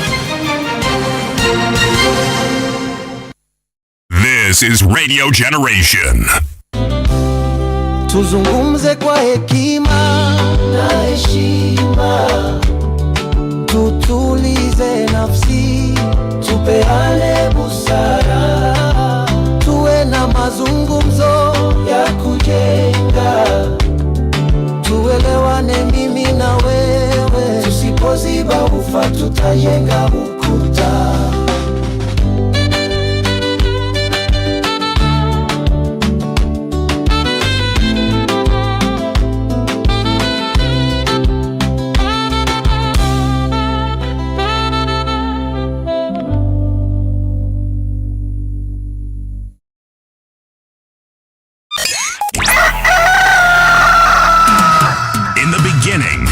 Morning radio. But now there is Radio Generation's The People's Breakfast. Curious and bold, getting facts from the shadows. That's what it is. Now, as the city wakes and secrets stir, a bright new voice shines. The People's Breakfast.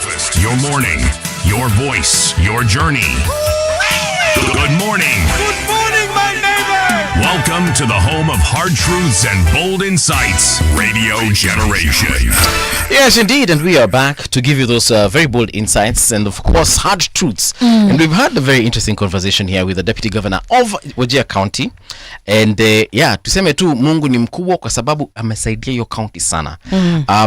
Out of the monies that they've been getting, development might not necessarily be the best, but it's getting somewhere. And at the end of the day, anyway, it's about people to demand for governance and to ask for what they believe is theirs. So if they feel dissatisfied, ulizeni governor wenu. Yeah. By the way, yes, your governor should answer your questions. Exactly. Questions of accountability, responsibility, and so forth. Yes, this is Radio Generation 88.8 in Nairobi. Watu wa Garissa ni 89.5, Lamu ni 92.6, Malindi 92.1, and internationally we are on rgk.co.ke.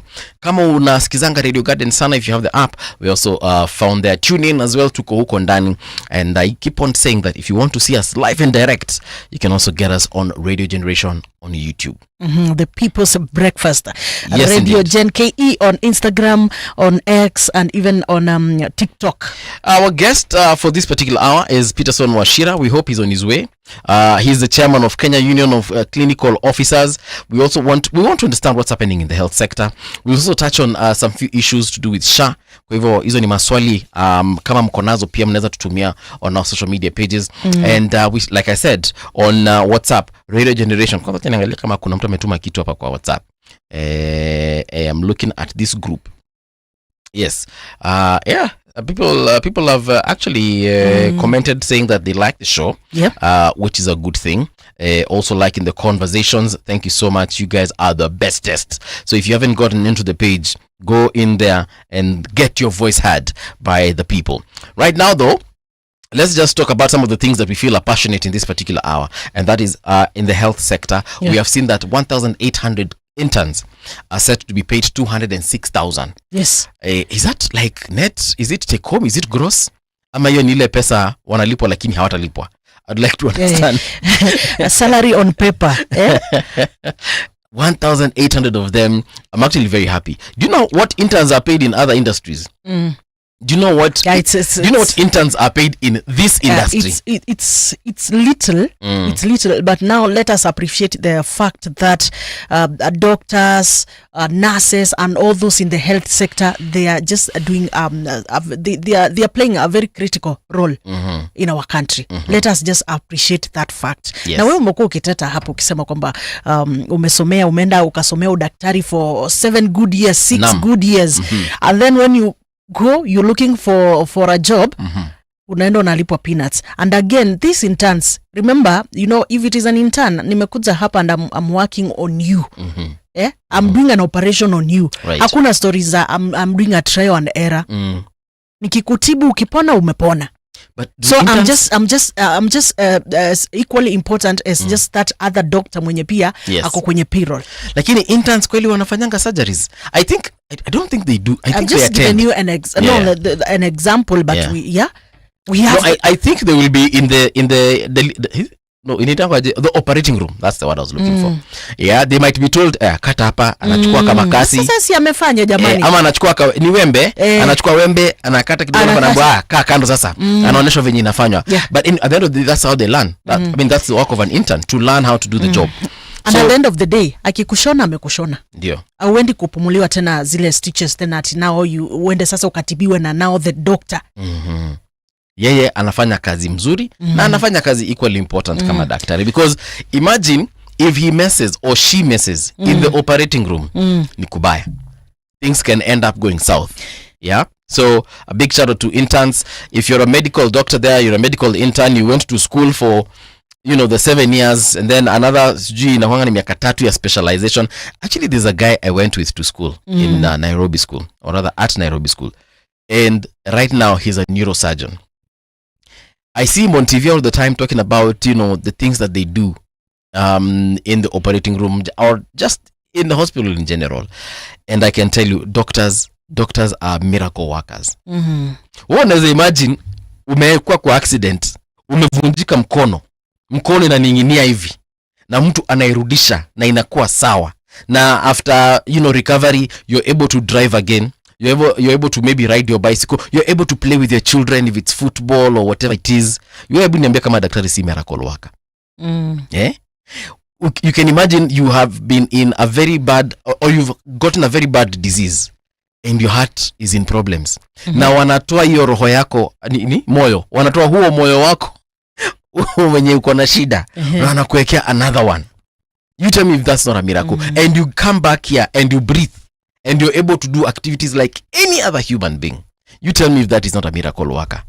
I even feel like this 206,000 is kidogo. 206,000 is kidogo tena sana, but yes, we wish them all the best as far as that is concerned.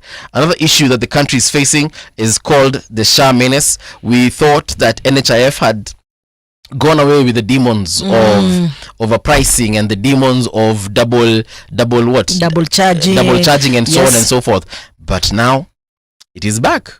Just yesterday, or is it a few days ago, the government had to shut down 31 medical institutions across 13 counties. And the reason for that is because of some of those issues that we've mentioned. The government told us that they're going to get rid of cartels. These cartels are back. Tuambiwe, kwani? These cartels, they just go on paper. We only transferred cartels from the NHIF to the SHA. Yes, it's like they just disappear on paper, but in reality, they have not gone anywhere. They are still here and they are alive and kicking. But you know what I realized about Kenya is that, and not just Kenya alone, let's be honest, it's not a Kenyan thing. The individuals who are corrupt, criminal elements within the system, they always adapt to the new system. Or is it the new system that adapts to them?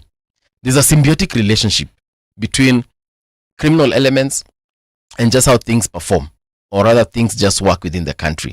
Because the reason why, because that's what we were told anyway by the government, the reason why they got rid of SHA, NHIF, to give birth to SHA was because of this entire issue of cartels and the money issues that are within SHA, or rather NHIF. I keep on forgetting now. NHIF imeshatoka kwa akili yangu.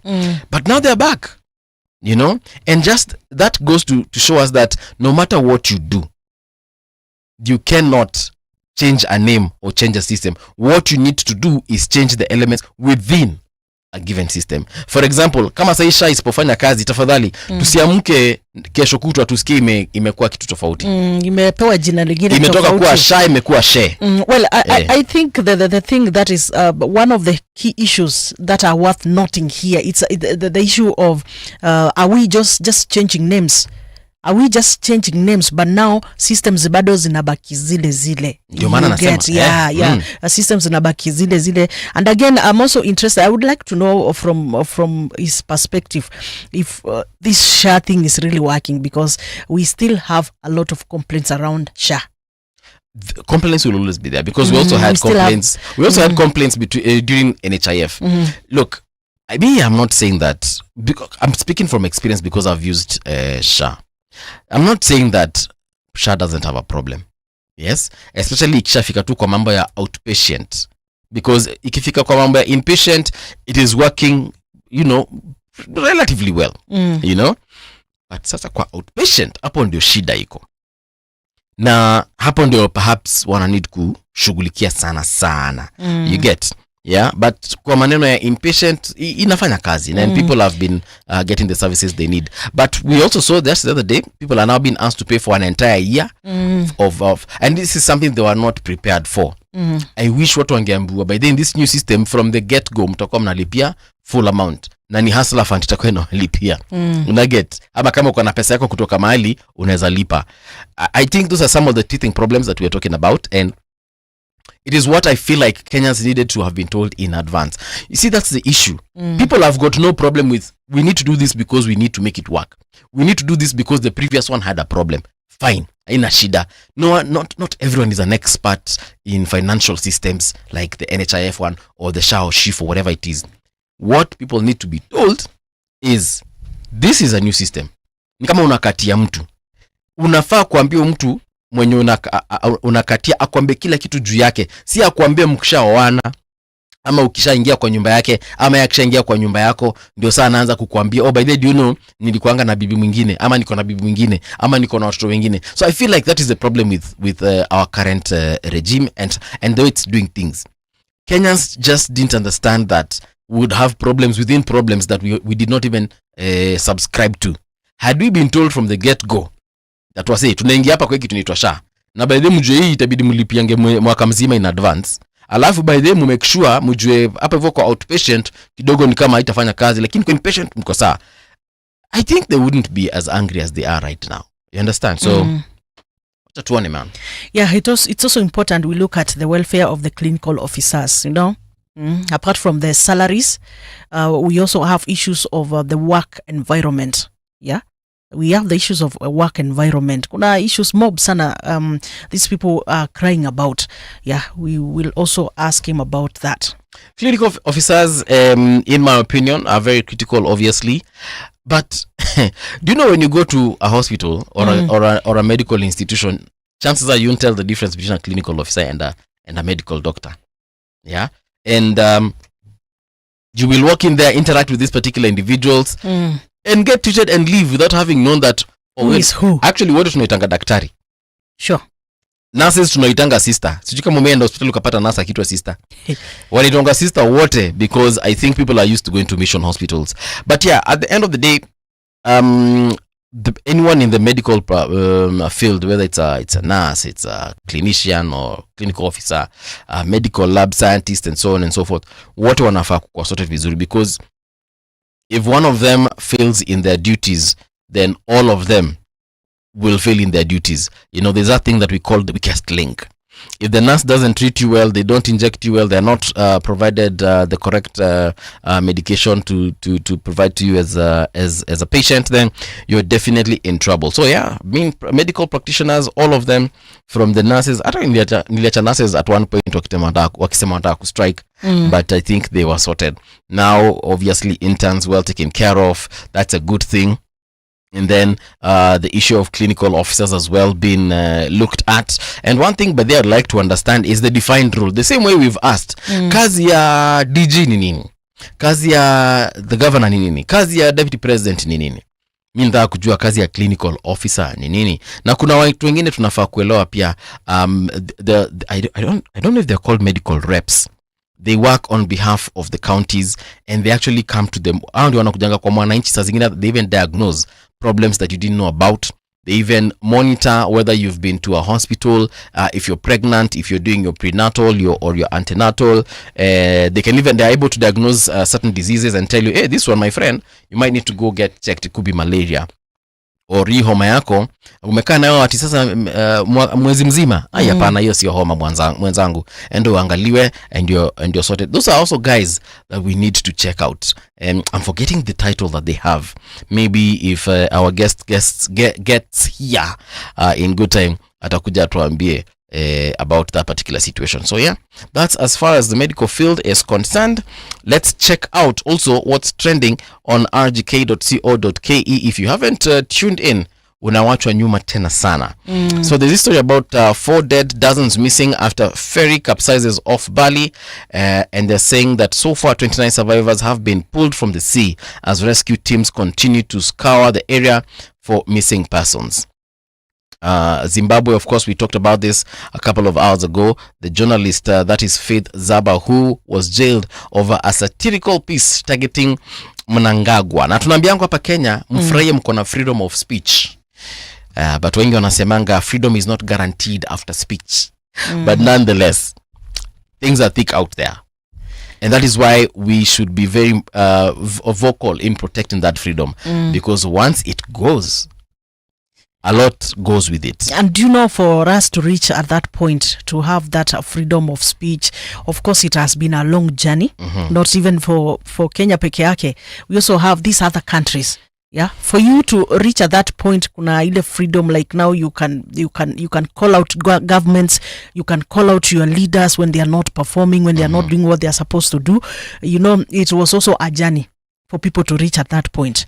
So now distracting, bringing it down, bringing it that freedom that was built for a long time, it's taking us back back in time, which is not right. I mean, in this century, we shouldn't be going back. We should be like you want to arrest somebody because they have pointed out on your failures, your leadership.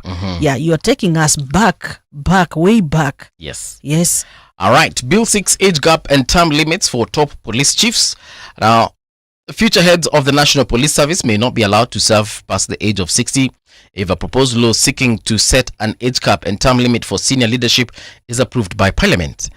Teso North MP Oku Kaunya, while appearing before the National Assembly's Committee on Administration and Internal Security, said that his proposed National Police Service Amendment Bill of 2025 aims to fill a legal gap regarding the maximum age for officers serving as Inspector General and Deputy Inspector General. He explained that the amendment is intended to align the police service with other public service standards and support leadership succession.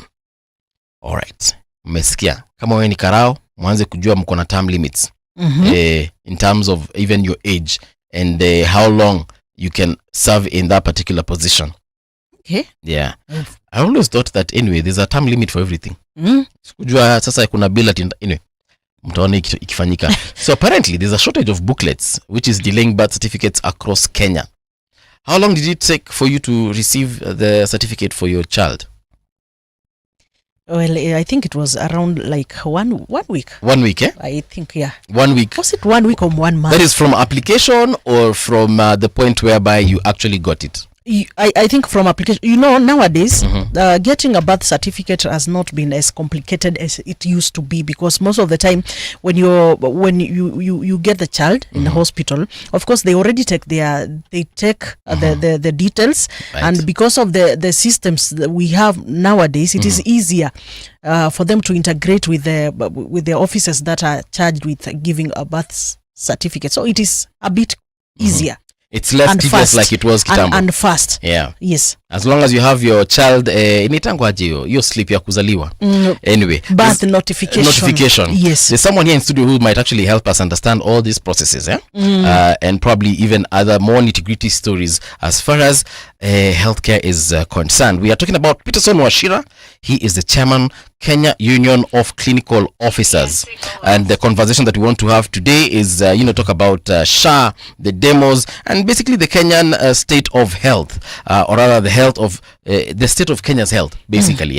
So Peterson Washira, a very good morning to you and welcome to Radio Generation. Good morning. Good morning. And my apologies, I was late. Yes. Because of a meeting I was in. Yes. I'm not usually late. It's okay. We have a very huge conference room here. Yes. Next time, bring the meeting here. I didn't know. Probably we can think of that. Yes, but karibu sana. But I was listening to you as I came. And you know much about health and about clinical officers? Actually, I have a question because I would like to understand what the role of a clinical officer is, and are they any different from a doctor, even in terms of the training, in terms of their responsibilities and their abilities as well? Okay, very well. So as you have said, my name is Peterson Washira. I am the National Chair for Kenya Union of Clinical Officers. I also sit as the chair of the Health Union Caucus. That is when the unions in the health sector come together. So we have many different professionals within the health sector. Right. But we have those that we call clinicians. Clinicians are the ones who diagnose you and treat you. Okay. And that is usually clinical officers and the medical officers and the dentists. So clinical officers, our scope is relatively similar to the medical officers. Because, when you say doctors, the doctors in Kenya encompasses 3 different cadres. Okay. We have the pharmacists, we have the dentists, we have the medical officers. So clinical officers, our scope is almost similar to the medical officers, albeit on the surgical side. All right. Where now they're able to do more into the invasive surgeries than we do. Okay. But when it comes to training, our training has a difference at degree level of 1 year. Okay. So we have 2 levels as basic. We have a diploma that we do for 3 years and 1 year internship. So our diploma is actually 4 years. And our degree is 5 years. 4 years in school. All right. 1 year internship. As opposed to theirs, which is now 6 years. So the difference, as I have said, is majorly in surgeries, but on the other conditions, it's relatively similar. So we work as the primary clinicians. Primary clinicians means that when you come to this facility, yes, we are the people who primarily see you. We are the first to see you. And then probably if you need to be admitted and followed up, that is when mostly now you'll be followed up by the medical officers. Okay. So in Kenya, out of 100 patients who come to hospital, only about 9 get admitted. And so that means that we see about 91% of Kenyans. We actually see 100%. Yes. Then we admit 9% and they are followed up by the medical officers in the wards. So in terms of training, you all do a course called medicine. Yes, ours is called clinical medicine. Okay. Theirs is called, ours is clinical medicine and surgery. Theirs is medicine and surgery. But the books are the same. I think it's only the title called. So you all do anatomy. Anatomy is anatomy. Yeah. Biochemistry is biochemistry. The books are the same. Yes. It's only that the time duration. Ours is a crash program. Because, you know, how it came up, it is very interesting. The white man did not believe that an African can grasp medicine. So if they did some on-job and you seemed to understand medicine, yes, then they called you a clinic officer because you cannot be a doctor. So it was a racist thing? Kind of, and you would see the blacks. It started in St. George Hospital, yes, now Kenyatta. Yes. In 1928. We have existed in Kenya since 1928. But then it evolved later to become a profession that actually the country relies on because we carry the burden of healthcare. And with the years, actually other countries have borrowed from Kenya, from WHO benchmarking. The United States, they came here. We actually sat with them. They took our curriculum. The physician associates in the US yes, is a replica of clinical officers in Kenya, though we are actually much advanced than themselves because they just started the other day and even we do much more than they do. Yeah. The physician associates in the UK and now basically we are in all continents. We have identified around 78 countries where our analogs or equivalents are. Although we have 33 different titles, but we are in the process of harmonizing so that we can get one title across the board because we want to globalize the labor market for clinic officers. Right. And I'm happy to report that we already have a breakthrough in the UK. And now clinic officers from Kenya can actually be registered in UK as physician associates trained outside UK. Right. And we have several working there. We actually have a conference in August. Where we are going to Aston University, bringing the 78 countries together. Yes. So you want to tell me that you're all called doctors? No. So you're not. So if I walk, because every time I walk to a hospital, of course I won't ask who is a doctor here and who is a physician and who is a sijui what. Mimi nasema tu nimekuja hapa naumwa na tumbo nisaidieni. You see, there are 3 definitions of doctor. Okay. There is a doctor with a philosophy doctorate. That is the academically recognized doctor. Yeah. We have the honorary doctor, like the one that is given to the doctors. If you look at their act, they like patented the title to only apply to them. But then if you go to the English dictionary, yes, then a doctor is anybody who treats. So it depends. If because most of us out there are called doctors, though we don't like that because when you're called doctors, we are mixed up with the others and we lose identity. We like being called clinic officers. Okay. But if a person calls you a doctor, they are calling you from the dictionary meaning. Okay, you know, I'm also wondering because the nurses were also pushing to be called doctors. Na nyinyi hamtaki kuitwa doctor? No, but you see, what is in a title? For me, yes, I would rather have a unique title that identifies who I am. Yeah.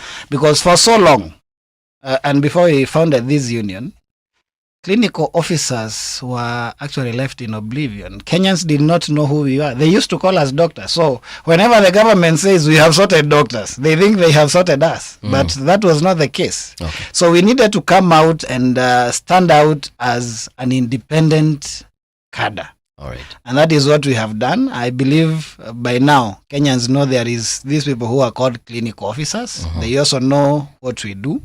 When you come to the hospital, most probably the person you'll be calling a doctor is a clinical officer. And we are very qualified. We are found across the globe.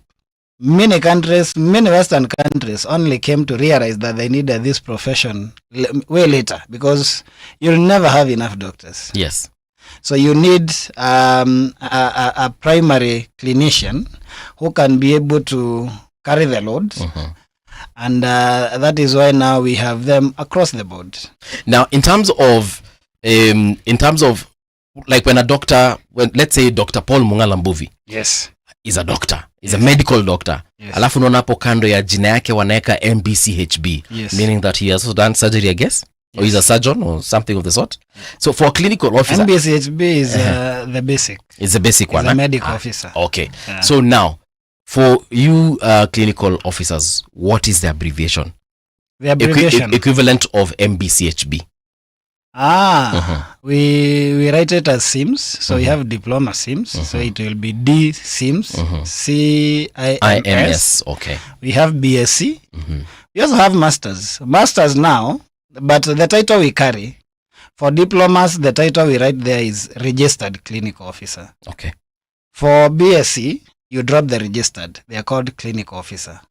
For the masters, they are called clinical specialist. So that is the title you'll see on their badge. Okay. So if you happen to do a PhD, is there, first of all, is there a PhD for clinical officers? Yeah, Mount Kenya started one. So if I happen to do a PhD, yes, and I successfully you carry the title complete, doctor. so now I'll be called in fact doctor. We have several.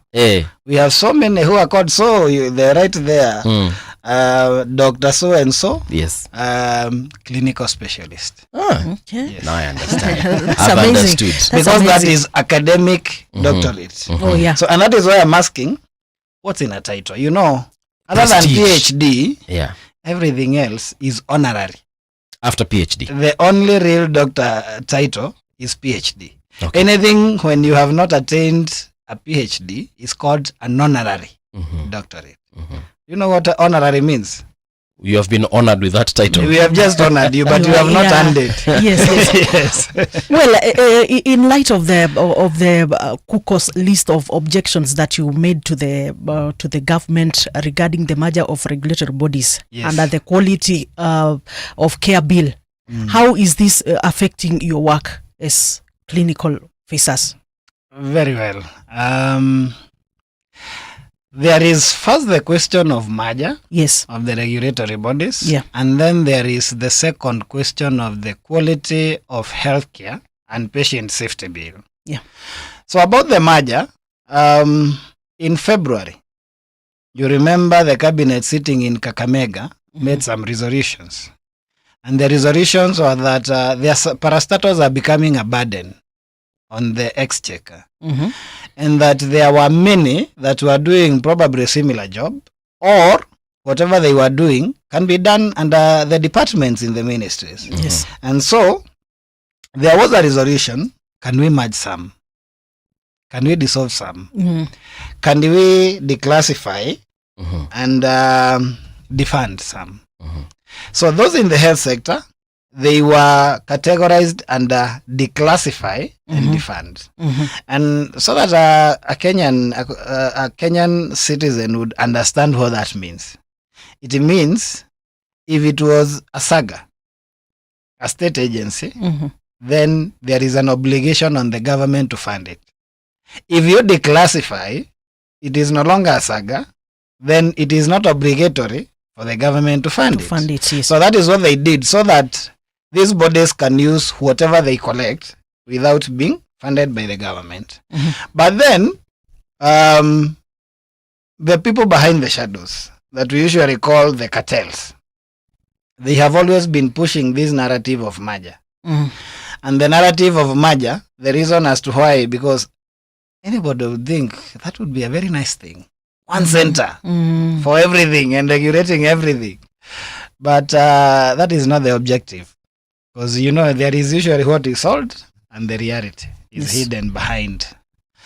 So it was about dominance of the health sector. And that is what we are against. Because merger would then take us to state regulation of health workers.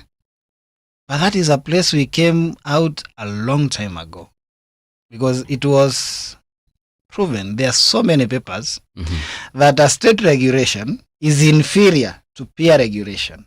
And that is how we all move to peer regulation. If you go to the body that registers journalists, yes, who sits there? It is journalists, yes, who are experienced and senior. If you go to engineers, who sits there in their councils and boards? Engineers. If you go to LSK, lawyers. So how do they then come and tell us that for health workers, we will only maybe ask you to give us 2 representatives, and then out of 11, everybody else is from outside. So it has been shown that peer regulation is the best regulation because people have an inherent desire to protect their field, yes, and protect their image.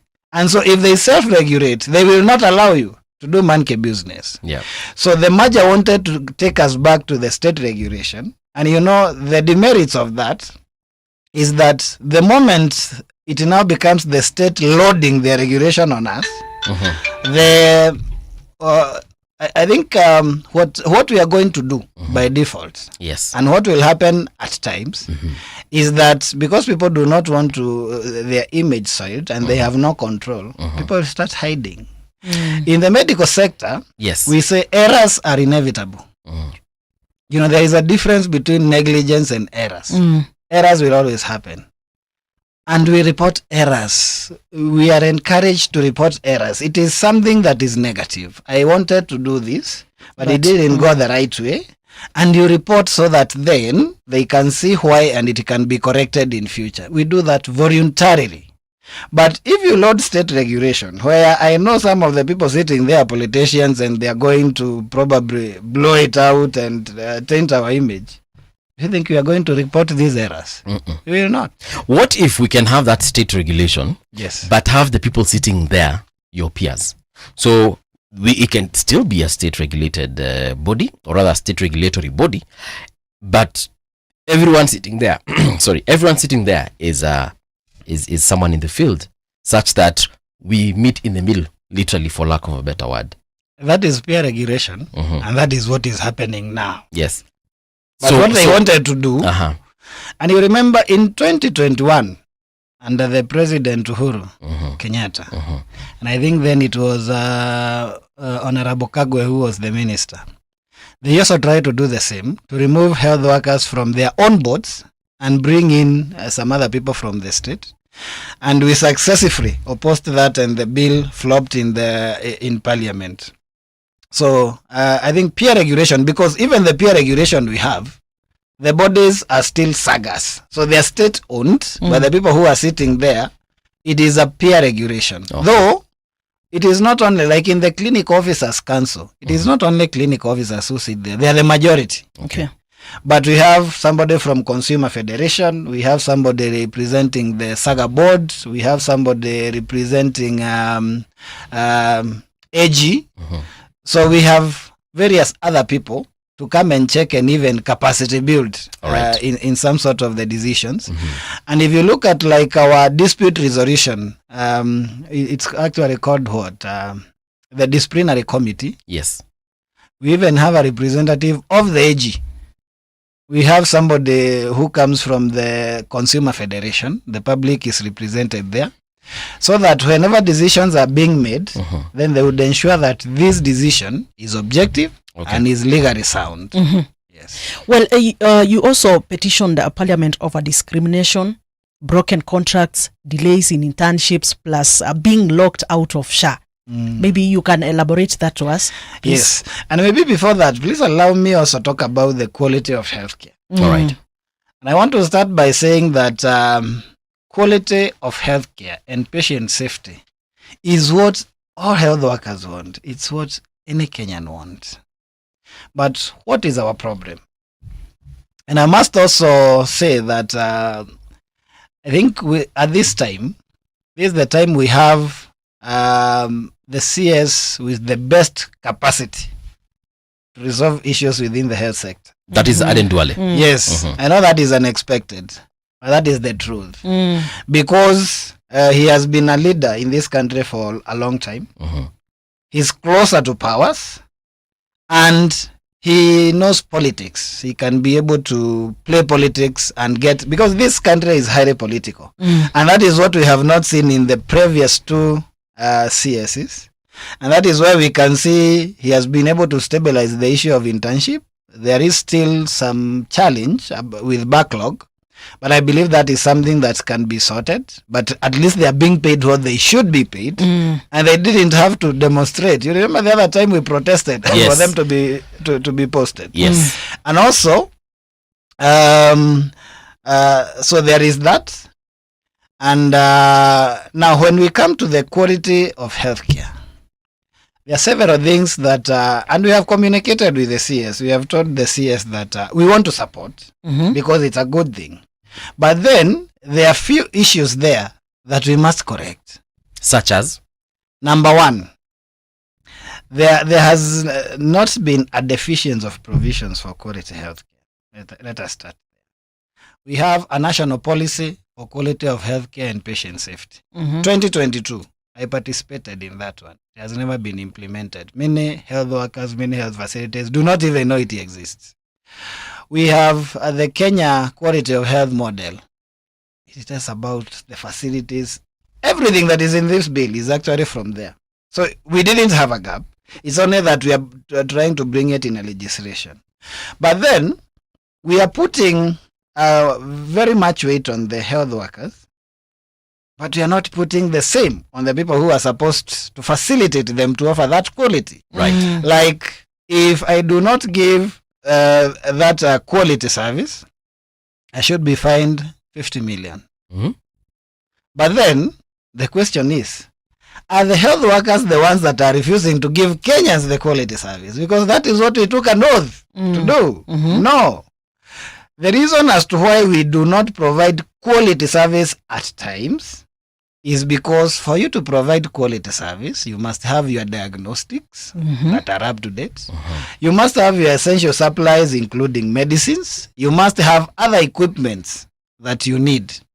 Are they there? They're not there. You must have a conducive environment. And other than that, even if you had all those with you, then you must have adequate numbers, because according to WHO, yes, a clinic officer per 8 hours can only see a maximum of 35 patients. Clinical officers are seeing in excess of 100 plus patients in 8 hours. In 8 hours. So even if I had all those, by the time I'm doing the 50th patient, I'm fatigued. You know, fatigue at work, mental cloudiness. Yes. So by the time you're telling me your stories, I'm not even listening properly, and I will make a medical error, not because I'm incompetent, but because I've been pushed. And you know, we are not machines. So why are you seeing 100 patients in 8 hours? Is it because we do not have enough clinical officers, the government hasn't employed enough officers, or they just don't exist even in the market? We have 32,000 registered clinic officers in this country. Only about 7,000 are working in the public sector.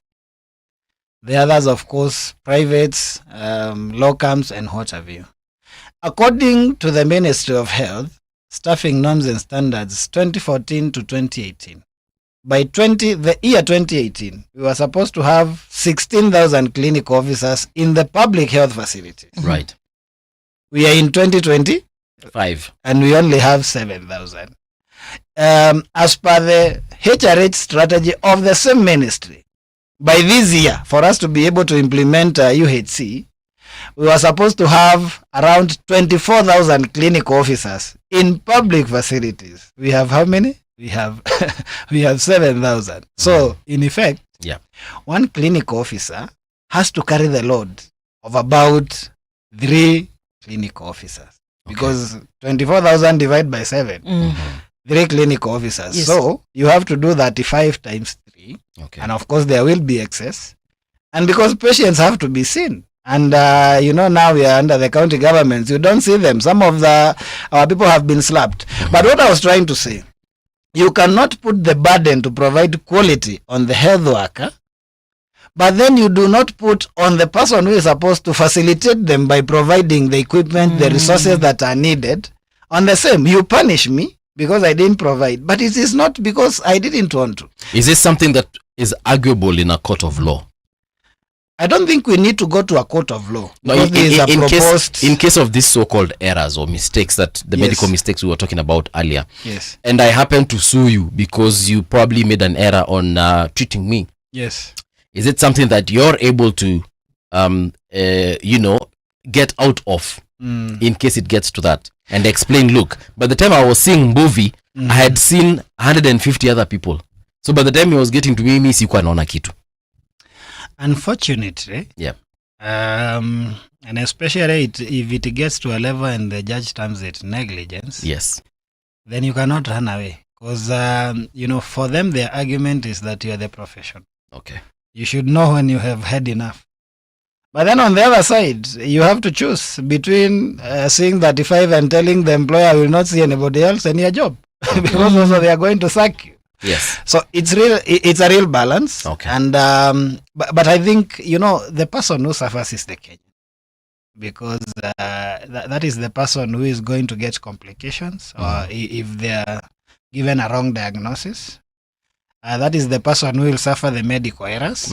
And that is why Kenyans, the way we are coming out to call for change, we should also come out and call for these things. Can we have better health systems? Can we have the whole mix of health workers? Can we have the adequate numbers? Not as per our standards, as per the standards of the ministry itself. Now, she asked you something in regards to the SHA, social health. Being locked out, yes. Yeah. As you answer that one, maybe can you also let us know? Yes. The country is divided. Yeah. Actually, majority of the country is saying SHA is not working. Very small number, which is mostly government and pro-government, is saying that SHA is working. Yes. So as we ask about them being locked out, is it working? Very good. And the discrimination that we are talking about, and you also talked about the contracts, the discrimination that we were talking about is that clinic officers would see Kenyans under NHIF seamlessly. Their facilities would be paid, they would be onboarded. If you are a specialist, you would do your procedures. There are clinic officers who do cesarean sections and what have you. They'll do, and the facility will be paid. In comes SHA, and then we are dropped from nowhere. And they say that only those registered by KMPDC will be onboarded on SHA. Okay. But that was against the law, because the same law that establishes SHA, that is the Social Health Insurance Act, the SHE Act. Yes. The people confuse between SHE, SHA, and those things. So the act is called SHE Act, Social Health Insurance Act. SHA, Social Health Authority, is a board. Yes. Is the board established by that act, and the board now manages the 3 funds. So, and we had foreseen what you're saying. Yes. Because if you go back, we had already said this is going to happen. Because we had seen, if you look at the funding model for UHC that is established under the Social Health Authority, vested under the Social Health Authority and established by the Social Health Insurance, right, we have 3 funds. We have a primary healthcare fund.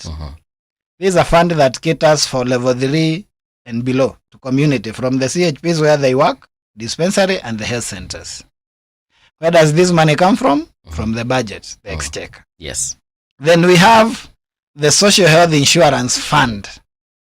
This is the money you and I contribute, 2.75%. And this money, you cannot access it until you reach level 4. Okay. And then By level 4, you mean a level 4 facility? Level 4 facility. Okay. Yeah, the health center dispensary, you will not use your money. You'll only use it level 4 and above. Then you come to the other one, emergency, chronic and critical care fund. That is also budgeted from the budget. It is not whatever you contribute. Now, what is wrong with this? You also go to the better plan, the bottom-up economic model plan, and they'll tell you that we want to implement universal health coverage using primary health care model. What does that mean? You want to do preventive, you want to do promotional, and then we want to cure diseases before they complicate. We want to get them early. And that is why the CHPs exist. They are scouts for diseases. So that as it crops up, we kill it. Very good. But then you come to the other side.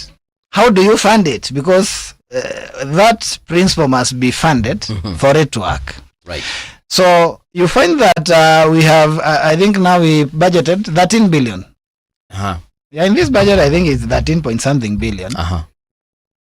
That is for community to level 3. And then we also say under SHA, you must go through level 2 or level 3 for you to be referred to level 4. Simply saying, you must first use the primary health care fund, but to access the money you contribute, you must be referred from these two. So 100% of Kenyans must go through there. Remember what I said? Yes. Primary health care, you don't have admissions, you have outpatient. Yes. So 100% of Kenyans, they are going to level 2, level 3, but it has been given 13 billion. About 9% who are admitted, they are going to level 4. It has 133 billion, whatever we are contributing. Yes. Then you ask yourself, what are we saying? We are saying we are prioritizing primary health care, right? But where, and that is where 100% of the patients are going. So we are giving it 13 billion. Yes. But where 9% of the patients are going, we are giving it 133 billion. I don't know if you're understanding me. No, I'm getting it. So basically you're saying where the money is needed, it is not there. It is in the primary health care. But where it is not needed, that is where the money is. And that is the whole problem. Yes. That is why you are seeing now the capitations, you are told you can only access 2,000 for dental, and that it's not a must. Okay. It is if it was provided in the budget. And if somebody uses it within your family, then you cannot use it. Let me ask you a question. Yeah. Because I'm sure by the time the government came up with this whole model, they must have sat somewhere. I don't think it's the president who came up with it by himself. Yeah. Were there no medical practitioners to explain what you're telling us right now? Wamwambie cheki mheshimiwa, wezi yakeo pesa yote kwa watu wanalala hospitali. Kuna wenye wanakuja hapa kungoloa meno, kuna wenye wanakuja hapa wako na fungal infections and other things. That is where the money is needed most. No, did no one tell him that, or what are we saying? Was he misinformed? Because sometimes I ask these questions because I would also like really to understand. Very good question. I'd like to understand so that sometimes before we throw stones at the president or even the government, we get to understand maybe it is the person or people or persons who are advising him. Yes. Where is the issue here? Number one, the problem is not the president. And the same mistake we did with the SHE Act, we are going if our cabinet secretary will not take the wise action and involve the stakeholders, we are going back into the same hole with this quality of care and patient safety. And the problem is that these things are done in secrecy. Okay. We shouted our voices hoarse during this act, when this act was being formulated. I'm sure you saw us somewhere on the media talking about this. We did so many petitions. Whatever I'm telling you, we documented before it became law. But do you know what the CS said by then, Nakumicha? After it was passed by parliament, I remember she stood on a podium and thanked the members of parliament for passing the law without even changing a comma. And I think for me, that was the time I really felt down. Okay. Because now it came to my understanding that these things are no longer about better health care. It is about who is powerful. Am I seen as politically powerful or not? What is the cost of primary health care in Kenya? You've just told us 133 billion is going to level 4 mahali tunaenda kulala in case tumezidiwa. What is the cost of hii ingine? I may not know the actual cost, right, but what I know is that much of the money, because in addition that would be 133 plus 13, it's 146. Much of those billions should be in the primary health care. Why? Because it has been proven that for every shilling that you put in prevention, you save 9 in curing. Okay. What we are doing in Kenya is not prevention. The opposite. Yes. Well, I was looking at the budget that 2025-2026 budget, the allocations. There was the medical services, the total 105 billion. Then there is a primary health care fund, which you're talking about 13.1 billion. Yeah. There is emergency, chronic and critical illness, which was given 10 billion. Then there is a digital health authority, which is given 314.2 million. And then there's supplementary budget for SHA and UHC at 12.7 billion and requested additional SHA support. So which is this digital health authority given 314.2 million? Sorry, million, not billion. Yes, the Digital Health Authority, you know, there is that Digital Health Act. I think we have about 4 acts. We have the SHE Act, we have the Digital Health Act, and then we have this other one that provides for the FIF that retains the money. So under the Digital Health Act, you have the Digital Health Authority. This is the digital highway that carries the health information, so that they want to integrate it, so that if you're seen in Kenyatta, you can go to Kakamega Referral Hospital. They will not have to ask you about your history and whichever drugs or the conditions. They'll just be able to log in with your number or with your ID, and they can be able to see your history. Oh yeah, I saw that in the SHA. And it's also the one that is carrying the SHA system. Okay, yeah. Yes. Yeah. Right. What about the supplementary budget for the SHA, which is given 12.7 billion? Well, that one I may not know. Okay. Peterson, we've come to the end of the show, unfortunately. Time kameisha haraka sana. But thank you so much for honoring our invitation. I hope we can get another time. Of course. There's too much to hii story ndio imeanza. Yes. So we need to definitely sit down and have this conversation. But thank you so much nonetheless for getting out of that busy schedule. I'm sure right now you're going back there and getting deep into that conversation. But we definitely need to continue that same conversation right here. But please allow me to make an appeal. 10 seconds. I want to appeal to the CS. Yes. And I want to appeal to him that he should not only listen to the people around him in the ministry. He should call the stakeholders, all of them, and listen to them. There is something that we know. Yes. Okay. Thank you so much. Here's where we come to an end. Thank you so much for tuning in. Tomorrow, Friday, same conversation happens here on The People's Breakfast. It's 10 o'clock.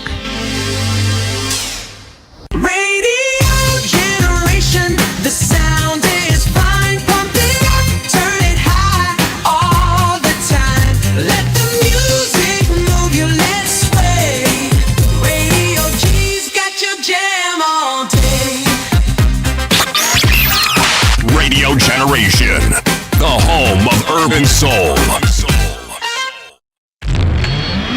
Radio Generation, home of hard truths and bold insights. Every hour, every day.